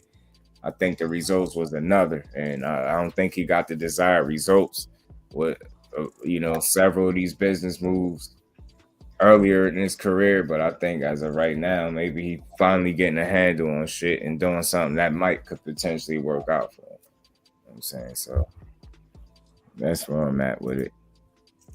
John Beck can easily move up to 68. Fight Andre for the real 68-pound belt by June 2023. We know Canelo dropping that belt, so June he's strapped. Yeah, that's in a perfect world. And you know what I'm saying? If you really want an Andre fight, I just think people find situations to like where fights don't happen because a guy may have options, like, which is probably rare for certain fighters, but in this case, I understand if that, like you say, if Ghost, that's what's going on, and him winning and that shit guaranteeing him a title shot by a certain time, man. I mean, shit, he going for it, I guess. You know what I'm saying? Yeah, Judge, you think it would have benefited Demetrius and instead of going to Eddie Hearn, maybe to go to Bob Arum or Al Haymon?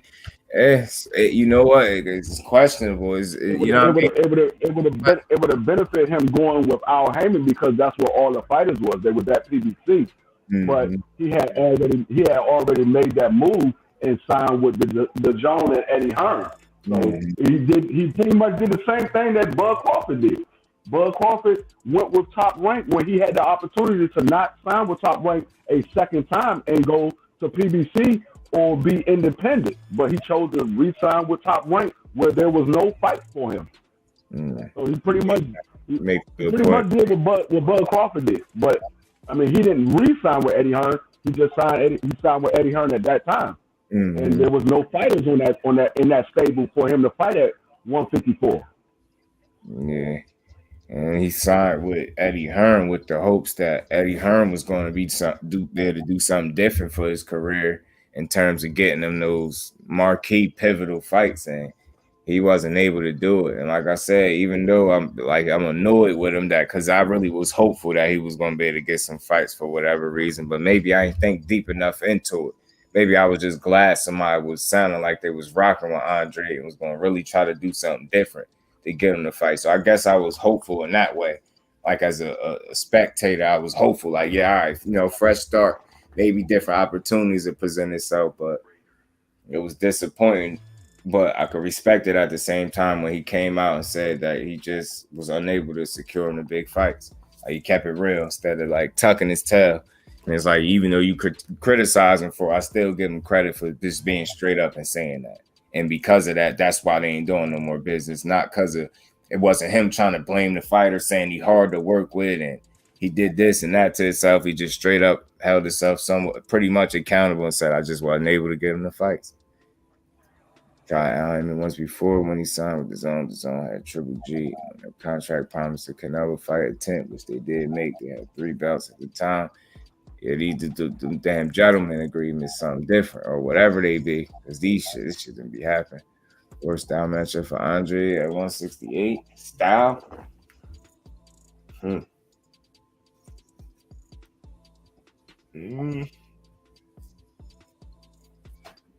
have to think about that. 68. Because I don't think Canelo is for sure.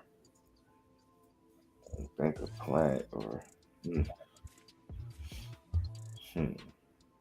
Benavidez, realistically to me, I think would be interesting. I don't know how to play out, but I think style-wise, that'd be interesting.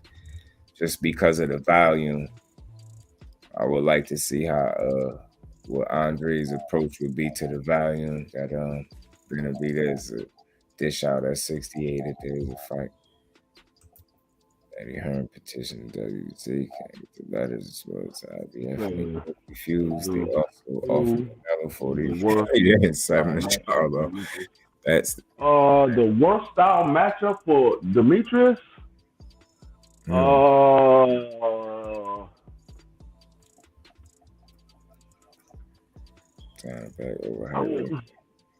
I would say it might be Benavidez just because of the punch output that he put out. How we thinking the same shit. I swear I just said that. And that, you know what I mean? That's not to say that, Benavidez is a winner, Andre the way. I just think when you asking the styles, like his output, activity. His punch output. He has a high output for his size. Most people don't put out as many punches. I think he throws roughly like Parker too. I think he throws like 70 or 80 punches per round. At his weight class, that's literally unheard of. Somebody at his weight class throwing 70 to 80 punches per round. Most people don't throw that many punches at that weight class. Yeah. The only reason I ain't think of Morrell, because I see Morrell being more of a boxer than Benavidez, and I would see Andre and Morrell kind of play out like a high-level chess match as opposed to like Benavidez is going to pressure you. And I ain't saying he don't think in there, but, his style is more of a go-get-you kind of style, whereas it's not necessarily looking to box and go skill for skill. He's trying to wear you down and get you out of there, whereas Morrell that's his shot and get you out. That's why I say, David Morrell, that's a more easier fight because he doesn't have to be on guard the whole fight. With David Benavidez, you have to be on guard because he's going to be throwing nonstop punches. Especially if he happens to land a combination, he's just going to keep throwing. He's not going to stop. He's just going to keep throwing until you move out the way or get away from him. He's just going to keep throwing punches.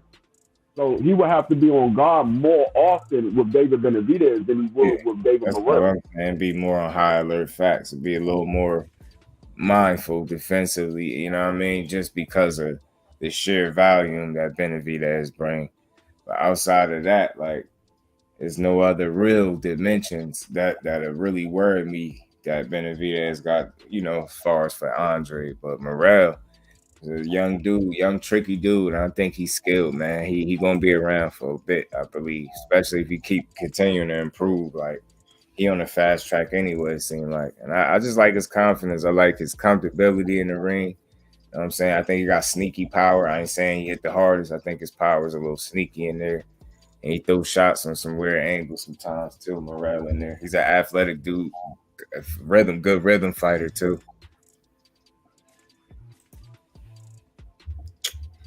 Down the ring. Yeah, I mean, those two guys, they got high output.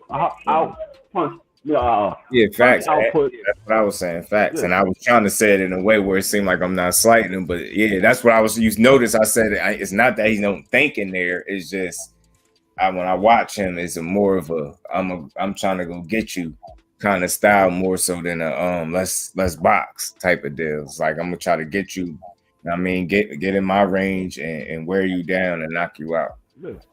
No, Morel throw a lot of punches too, but like I said, it's not. He throw a lot. He don't put the pressure on you like David Benavidez. It's like when David Benavidez happened to catch you one time, he just keep pressing you. He stay on you the whole fight. It's like he doesn't. David Benavidez. He don't slack up on his punch output because he's not a boxer. He doesn't have the footwork that David Morrell has and that Boo Boo has. So when he gets you, he's going to stay right there in front of you and going to keep pressuring you. With Morrell, if Morrell hits you, sometimes he'll back off of his punches because he'll hit you and then he'll box you. So he's going to back up a little bit and see how you react, and then he'll jump back on you. David Benavidez just jumps on you. He's not going to wait to see how you react. He's just going to jump on you. Yeah, now Morrell is an athlete for sure. I told you one of the first things I noticed before I even started like assessing his skill set was the comfort level, his comfortability in the ring. I noticed that early, like the first fight I watched him, and I noticed he it's not a place really in the ring where he's uncomfortable. You know what I'm saying? And he's tricky, man. He a good, like I said, a good rhythm fighter with some good feet. And of course, he still got some things to work on, but once he settled into that rhythm that he got, man, he got like a different Cuban style. You still see it in terms of being able to, the athleticism and like, again, the movement and rhythm of the Cuban fighter, but he seems like more willingness to be on the front foot and hurt you. You know what I'm saying? Especially if he can hurt you, he's going to hurt you. And that's what I like about Morrell. Like, and once he smells some blood, he go for it. So, like I said, continue to get better. We're going to see him around for a while, man. Be in good shape, nice size, tall, long dude. Be around. I just think David Benavidez with his experience, he'll be a tougher fighter for Boo Boo at this point. Morrell will probably be a tough fight too, but I think David Benavidez will be a tougher fight. Damn, Bruce. Yeah, salute to you for that first round KO. Yeah, I get you. I'm with you, D-Free. It's a Cuban track team. Yeah, see, he's just an athlete for real, and I ain't know that. So this dude just, more credence to the fact that he's really an athlete. Oh shit! Somebody asking, is Jared Anderson overrated? I'm gonna actually listen to that. I'm gonna tune into that in a minute when I jump off, because I'm about to hit 3 hours, so we could. But just you see, where I look at David Benavidez, it's still a bit of my more about offense facts. That's why I have where my biggest reservations are for Benavidez as a fighter. Like I feel like thus far he's gotten away with it, but I feel like my question for him, or my question to him is like, how long is he going to be able to get away with not being as defensively responsible as it seemed like he would need to be at that absolute top level, or is he just going to be able to overwhelm activity and work rate? Like, is that going to keep working for him, or is that going to come back to like when it's going to catch up to him? Because certain dudes, man, they're not there for that punch output, and they're going to be able to lower your punch output because they're not going to be there to be hit. And what you going to do when that's the case? That's what I want to see. And I know those fighters are out there for him. I do. I know they're out there. I mean, we didn't say that plenty of times. David Benavidez's defense is his offense because he throws so many punches. A lot of people, they go in a defensive mode more than he does because he throws so many punches. We didn't say that plenty of times. Mm-hmm. And that's the wrong kind of style to have when you get into the habit of blocking punches with your face because you feel like you so offensive. And again, that's why I appreciate Tank, because he understands just because he punch hard don't mean he got to get into no type of brawling matches really with nobody. He's too fucking smart for that, because he understands that the more I brawl it out with you, the less skill I'm using, and the more chance I give you to land some shit you ain't got no business landing on. I think fighters that are reserved in that way are patient in that manner and poised enough to understand, like, I'm dangerous. I can be dangerous picking my shots. I ain't got to overwhelm and try to outdog everybody in that aspect. I can really get in here and beat motherfuckers.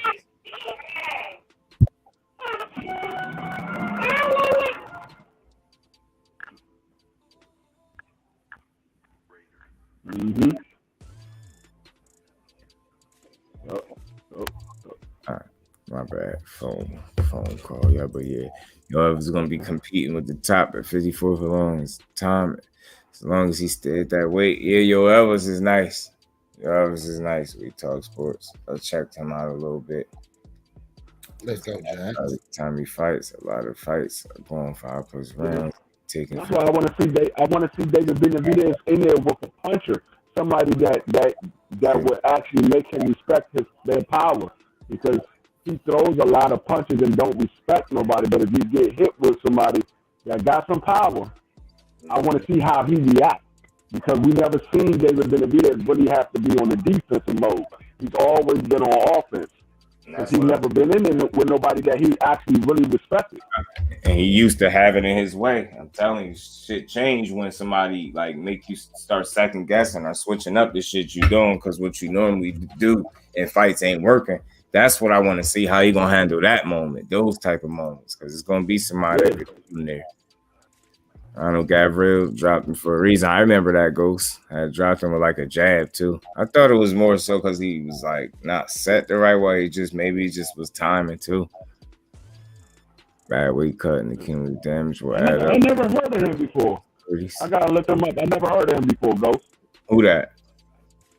Christian Bailey. Yeah, that's the dude that I don't know if you guys seen the highlight when he knocked dude out. Dude stiffened up on the way down. He like stepped over him type shit. Damn, I had that clip in here. I took it out of there. I had that clip at one point. I never heard of him before. I gotta look him up. I actually never heard of that guy before. I might have seen him, just didn't know him by name. I might have seen him, just didn't know him by his name. Rivera is responsible defensively for sure. Yep. And Gomez.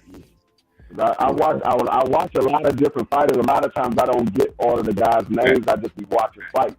Mm-hmm. Yeah, I wonder when they're gonna start really pushing this dude too, because I want to see more of this Christian dude, man. He do got some real power. That dude froze, bro. Like when he caught him with that punch. I know Ghost gonna have him send it to me. You got that dude froze, man. I'm like, damn. Real power, their reactions, man. The way that dude froze up, I'm like, God damn.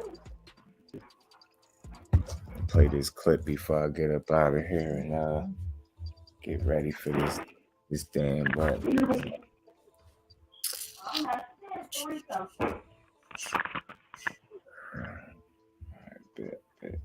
Yeah, man. I want to see when they're gonna start pushing this dude, because got some real power.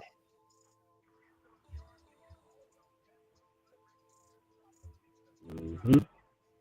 Yeah, I'm gonna look him up as soon as I get off of this live. I'm gonna look him up. Y'all talking about Mbili? Yeah. I'm gonna play this little short clip. Ghost told y'all about him, didn't? You know it. You know Ghost's been telling me about him for a minute. I didn't know that's who it was when I had seen this clip initially. I didn't know. I wanted to know who the what he is, a light heavyweight or a cruiserweight? He said 168. 168. Oh, so he 168. So okay. Mm-hmm. Okay. So he's Ellison was a 170. I thought he was light heavyweight. Just by any chance, you've been able to watch the tape on your name. Nah, I ain't caught it. I'm gonna write that name down though. Now that you said it though, because I be really writing names down so I could look out for some of these fighters that y'all be bringing up. Yeah, I heard him. He a prospect. I think he's from Cuba. Where you from? Mexico. Ghost said he's 168, but he can fight at 160. Yeah. He used to be in the Olympics. If I'm mistaken. I'm gonna look him up because I never heard of him. I just wrote that name down. Yeah, I be trying to really be on these dudes. And Billy for Ronald Ellis. Yeah, I think that's what Ghost talking about. We Talk Sports. Let me see something really, really, really quick.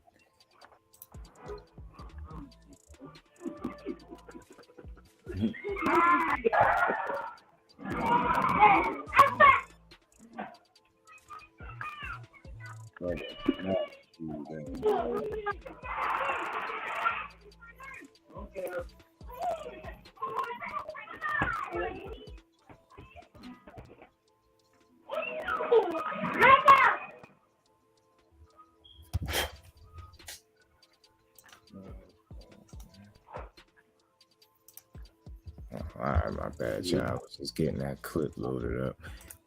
Yeah, I'm still thousand in the phone booth. Go said he's from Cameroon. The boxing analysts out of Japan specifically are saying this kid has better sound defense and boxing skills, legitimate powers and monster, which is crazy. Yeah, I got it. I wrote his name down. I'm gonna check him out, bro. 68, but yeah, that Ronald Ellis guy. Check out that fight. It's on the internet. Marlon Lopez is another one. I got some skills. Where that shit at? This dude right here.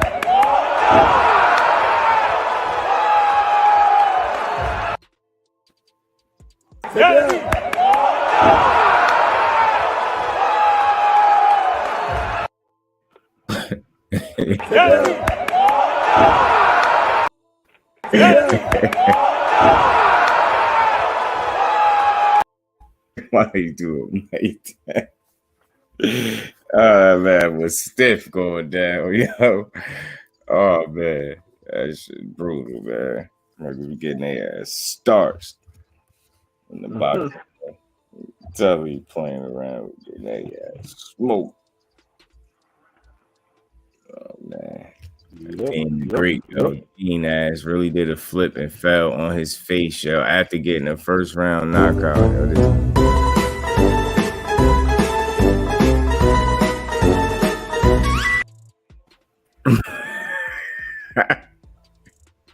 And that was recent. And dude got a YouTube channel, everything.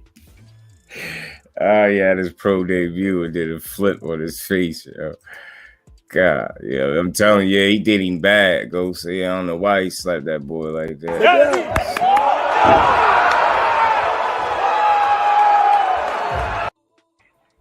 All right, so yep, that's all, folks. That's all, folks. Broke his shit. Oh man, but yeah, man. I got what you a said? couple of fighters I gotta look at. Yeah, I'll be writing the names down. I'll be getting to some of them. I got a nice little handful now. Shit, I got a nice amount of names looked up. Mexico. Yeah. Mexico. Shit, is this a highly ranked guy again? Yeah, word. Shit. They got televised. You saw that the new little 14-year-old that Floyd Mayweather just signed? Yeah, he looked like Tank. He looked like Tank. I ain't talking about the way he fight. You talking about that light-skinned dude? Yeah. He really looked like Tank Davis to me. That's crazy, like a young Tank Davis, yo. And they saying he nice too. I seen some of the little videos. And I forgot his name, man. I'm mad that I forgot. I can't remember his name. Yeah, I gotta look at. I haven't seen a fight, but I'm gonna look up his fight. I don't know his name either, but it's a young kid like a toddler. He's like 14. I think he's from Memphis. Yeah, he's from Memphis. I think.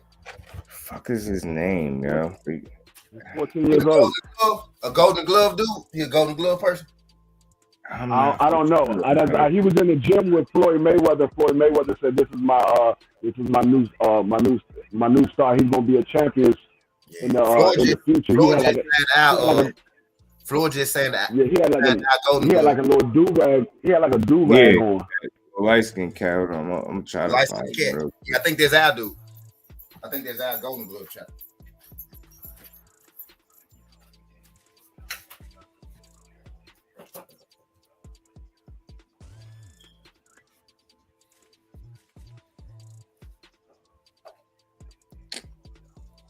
is this little kid? Go said Floyd is preparing for Tank exit. Telling you, that little dude, does he look a lot like Watch? The dude 14 years old, so he got about another 4 years before he can go pro, before he's eligible to go pro. So 4 years, Tank could be what, 31, 30, 32? Let's go, yeah. Giants. Giants putting in work right now. Let's go. Giants putting. Oh yeah, that's his name. Yeah, that's his name. Good looking Ghost. That's his name. Martin. What's his name? Kuel Moulton. What city he from? Floyd just signed one out Golden Gloves, nigga. I don't know if this dude y'all talking about, but I know he just signed one out. He got 14 too. Yeah, correct. Carmel. That's the name. Appreciate you. We talk sports. That's the dude. He's at 125 pounds in the amateur. Number one ranked amateur in the country. 17-time nation champion. This dude look like a little. It is our dude, bro. I think that is our dude. Let me see where he's from. So yeah, 17-time national champion. That's why little dude's on that shit.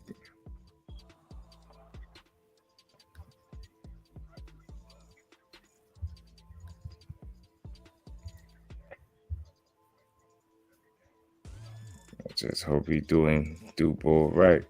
Do that young bull right. Do the young bull right. For Mayweather. See, I think be saying it before Mayweather. You could heard some stories about him from TMT guys. That little dude doesn't need to drink milk. Flow smooth. Yeah, man. Facts, we talk sports. Yes, sir. Yes. Yeah.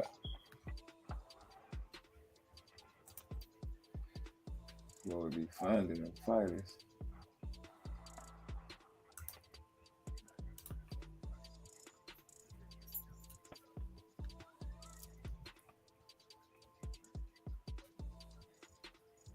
I'm gonna play the little clip in his little ass.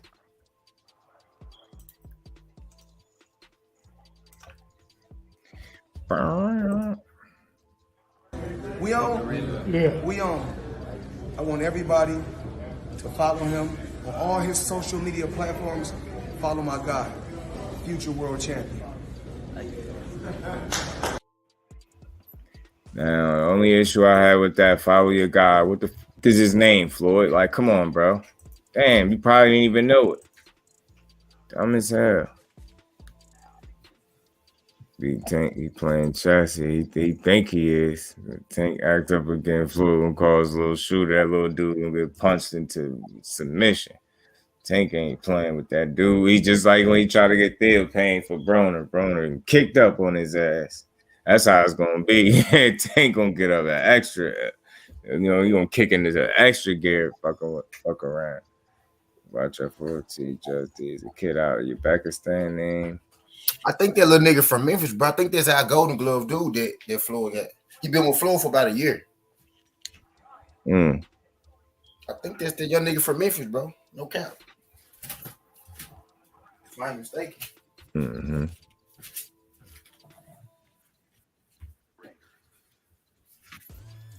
You said 17-time national Golden Glove champ, bro. This don't sound like little bro. But when I first heard about it was about 3 years ago. Yeah, I ain't heard about him until a couple months ago. He was like 10. He was like 10, 11 when I first heard about him. Let's get where that dude right. Yeah, right. I want good special gloves to wear. Check him out. He really looked like Tank. Yeah. We on. I want everybody to follow him on all his social media platforms. Follow my guy, future world champion. He did. That drop was whack as hell too, Floyd. Mm-hmm. That was a whack ass drop. But Yo, it's fuck. You ain't say his name. Just follow my guy. You probably ain't even really know his name for real. I bet you. I could tell by how he said it. He did. He said, hey, he's on. Follow him. Follow my guy. All his social media. On all whose social media. Then he'd try to say because he ain't have to say, nah, we need to know where. Where is he at? Man, get your ass on, Floyd. With that damn weak ass drop, bro.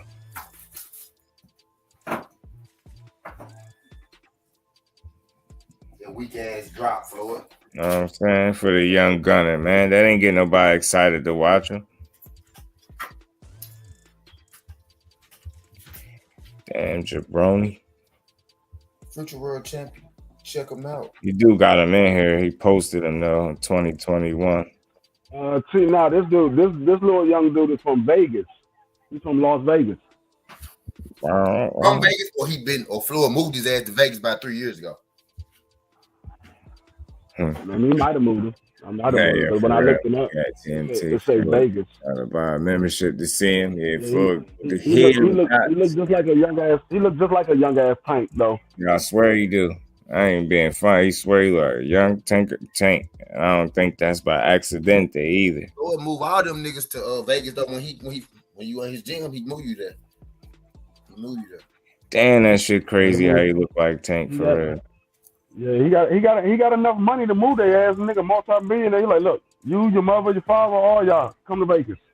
Don't worry about looking for a house, none of that. Leave all that shit there. I got you. House already paid for it, already furnished. Got your car sitting there and everything. Just bring your ass home.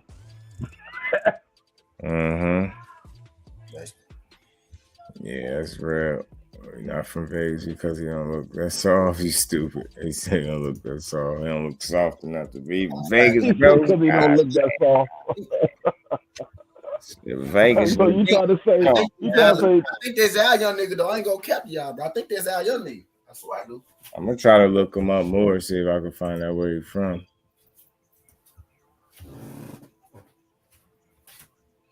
He said them little dudes are usually from Baltimore or Memphis. Yeah, Floyd recruit down here like a motherfucker. Like he recruit down here like a motherfucker. He be here. He be looking for shit. He be here. He signed Ladarius. I told you, Floyd got a condo right here in DC. Yeah. Whenever he come out to the DMV area, he got a condo right here in DC. He be down. He be in this motherfucker for sure. That he be down here. He always been down here too, though. Like throughout his history, he been down here sparring and shit, looking for people. He found Marco Hall and Ladarius Miller. He found them most recently. This dude must be 18 years old, huh? They don't say where he's from, and I'm gonna find out though. I'm gonna ban it. You mother sucker, you. Yeah, man, I'm about to let y'all get up out of this. I will get ready for the damn wedding. I don't be late fucking around. Slow dragging ass. Combat 2 back with good, Brody. Robbie Gonzalez. I'm gonna have to check him out. That's another name. I'm gonna have to check him out. Man, I appreciate all y'all in the building. Y'all smash the like button for me. That's cool. Yeah, Floyd definitely on it though. Y'all smash that like button on the way out, man. And like I said, I think that was you was talking about Tito. Like I said, I got a thumbnail already, a little conversation. We could chop it up about him when I get back to this in front of this laptop. Definitely got a little conversation about Tito Mercado. We're gonna see what's up with boy, man. I appreciate the bros as always in the building. Like I said, y'all appreciate the family. Y'all smash that button out. And I'll be back later, man. Told y'all we got a conversation. I'm gonna chop it up with y'all. I'm up out of here for now, my people. Peace to the people.